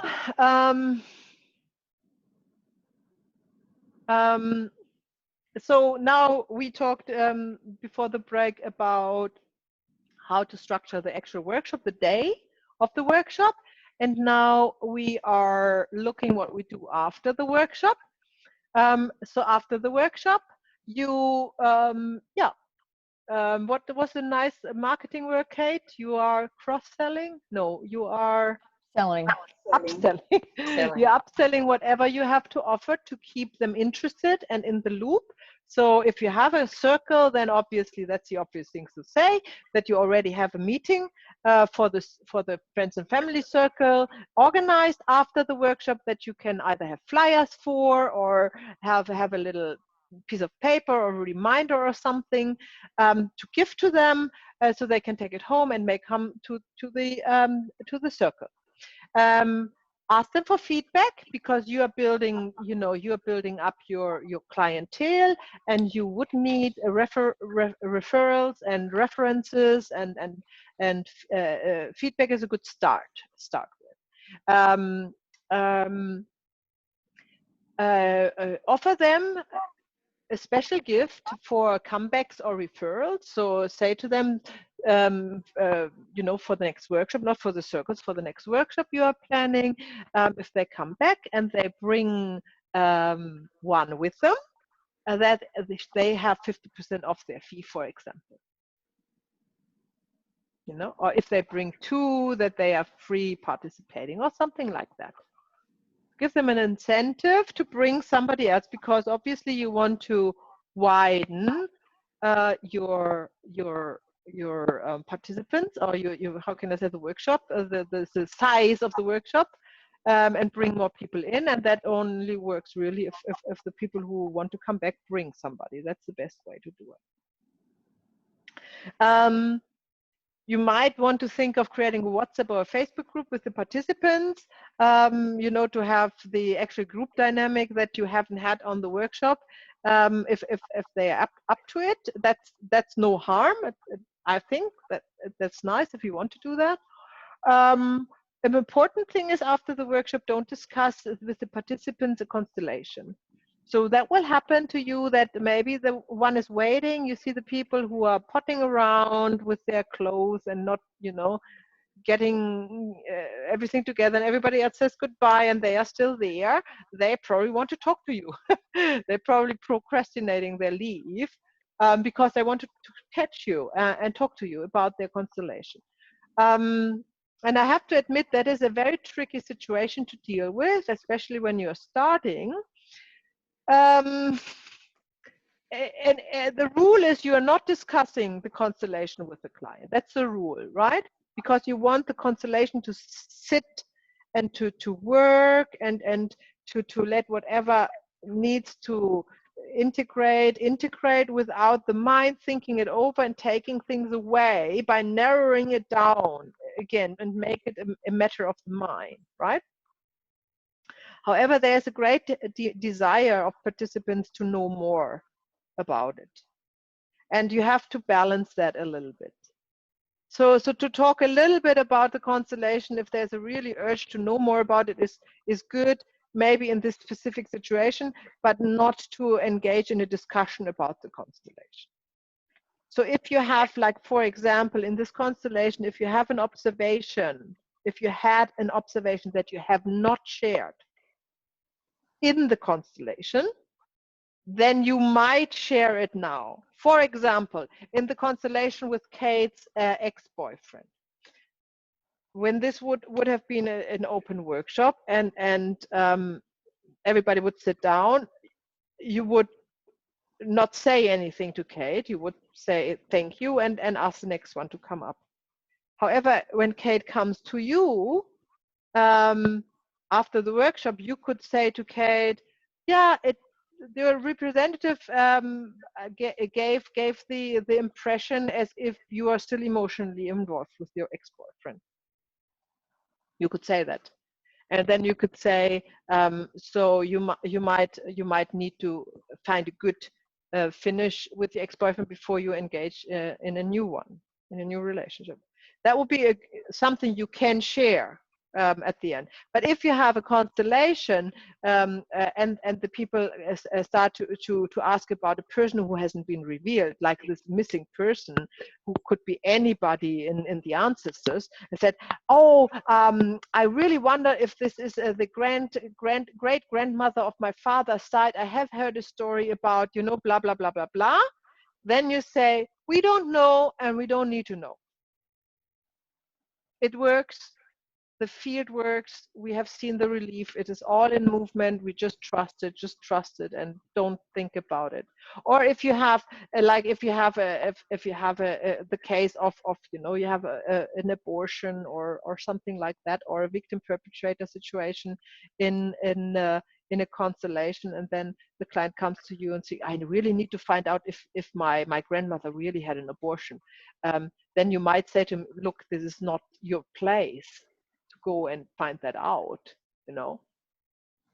It's not your business what the former generations had to do. We just have revealed it because you had an entanglement, and we only worried about the entanglement, and we cleared that. So you can say that if you haven't done that in the workshop yet, right? But definitely don't say, oh yes, that's a good idea, do your genogram and ask your grandmother and ask your grandfather and stuff, because it's really not the business of the, that it's not in order that the children or grandchildren are worried about the business of the forefathers, right? So we leave that in alone. Okay, what else? Give a little routine to do at home. A lot of people like that. If they are fascinated with family constellation, they want to do something at home. So you can give them a little. For example, they can sign up for the newsletter and download the gift, the meditation, and hear that at home. As a little routine, something like that. So you can suggest that, or a little meditation you give them, or just connect with the ancestors in a prayer before they eat, or something like that. Whatever comes to your mind, if you feel like it. Yeah, I said about that. So you can also say to them that we have this meditation there available on the website. And then now online workshops, I don't want to leave you in this segment without talking about that. As you have seen, it is a brilliant tool, but I urge you not to try that out too soon. It is really the top notch of consulating, because you have to have a lot of experience to go with the little hints. And also on top, even if you're very in tune and observant, you don't have the participants. It's easy for them to just drop out. And just imagine you are in a constellation, somebody just turns off the video, and you would probably freak out, not knowing, what is this person doing, especially when they were in distress in the constellation, So that would put you in a really, really awkward situation, and I don't want you to experience that. So let that happen really naturally and very, very slowly, and focus on contact with the persons where you actually can see what's going on with them and guide them in the right direction so everything comes to a positive end, not only for the person but also for you, of course. So you feel always good about what you do. That's really important, that you don't set yourself up for failure. You want to set yourself up for success. So when you come to a stage where you want to do an online workshop, maybe the next virus is coming and you have a group together with whom you have done already workshops, and they can't leave the house, and they are keen to do it with you, then be aware that obviously technique is key. And it's not as easy as it looks. I had quite a lot of ups and downs with the setup, and to figure out how it goes, because if there's an interruption, everything you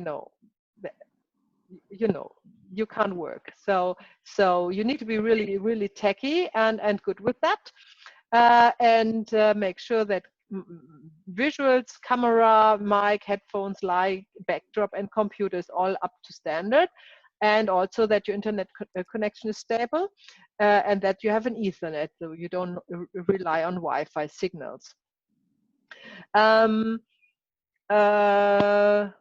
What I would suggest is that you keep your setup and backdrop always the same, because for people who are coming back to you online, they feel really comfortable if they always see yourself in the same situation. It just, people are like that. They like repetition, makes them feel safe. Eliminate potential distractions, of course. I go to a lot of lengths, make sure nobody shows up here unannounced during my online sessions, because then the dogs go off and it works 95% the cases. But you have to think about all of this in advance and make sure that that's not disturbing. And follow the structure. Other than that, follow the structure of in-person workshops as much as you can. That's like the opening, the constellation, the closing, that everything is pretty much the same.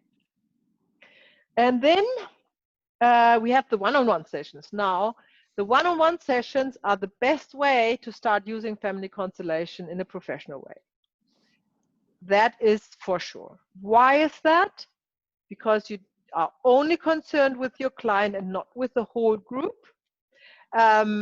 it is easier especially if you're already working, like Tracy, for example, works already with her client to integrate it, and she has done it. Maybe you want to explain it a little bit. She has done it already, and how you found it, Tracy? Maybe you want to share that. It was great. I did it kind of spontaneously. I wasn't planning on doing it, but it sort of happened, which felt really cool to kind of just land in it. One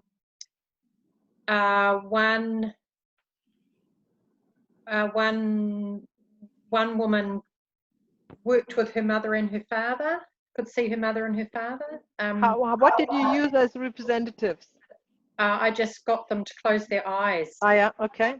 And to see, I asked, can you see them? Can you see your mother and your father? And then I asked, what are they, how are, where are they and what are they doing? And her father was standing with his looking down, and her mother was sitting on a chair looking at her. So that was great. And then the other two that I did was just with the mother. And interestingly, one who hates her mother, when she saw her mother was sitting on a chair and she was sitting at her feet. And yet she hates her. So that was fascinating, because she still saw her as, she still was in the child space, but she can't, her mother's passed away, and she just has never felt loved or connected with her mother. So I found that really fascinating. Yeah. And I asked her if she could say please, and she couldn't. Yeah. And so I said, I gave her something else to say, I can't remember, but soon I may ask, something like that, and ended it at that point. And it was good, because actually she said, I can't believe how mad I am with her. Even though she was telling me all the way through the consult how mad she was with her, she hadn't realised until she felt it. So that was really quite amazing. Yeah, and the third one, yeah. You are not using objects for representatives? No. Well, I'm doing it online, so all three were Zoom consults. Yeah. That's fantastic. Yeah. Thank you for sharing. I felt like I was making it up as I went, I have to say, but I wasn't quite sure if that was how to do it, but it was kind of just what I did, and it kind of worked. So yeah. So you are guided by the field. Nothing is thrown at you that is not within the capability of what you can handle. If this comes like this to you, and that's exactly what I also have experienced, and what everybody says, it is the best way and the easiest way to work one-on-one. Either online, the online sessions one-on-one are possible, as well as in person. Right. So this is why we have the whole module 5, where we're talking about coaching, and which is basically one-on-one sessions. So I don't need to go here into details, but while we are talking about how you start and workshops and everything, I don't want to miss out mentioning that is the most effective and powerful way. And if you have a friend, or if you have a family member who is keen on being your guinea pig, then this is also a very safe environment where you don't need to be worried of making mistakes, because mistakes happen and you own it. That's it. Nobody's free of mistakes. That's how you learn. So that's important. Okay, very good. And we are at the end of our day 2, part 2 of module 3. That was really lovely, especially the constellations, interesting stuff. So thank you for checking in and being so good students. And what else do I say? Well, I say I'll see you tomorrow. Any questions quickly? There's something before we leave you want to talk about? Are you all tired, aren't you? See you tomorrow. Bye. Bye. Bye-bye.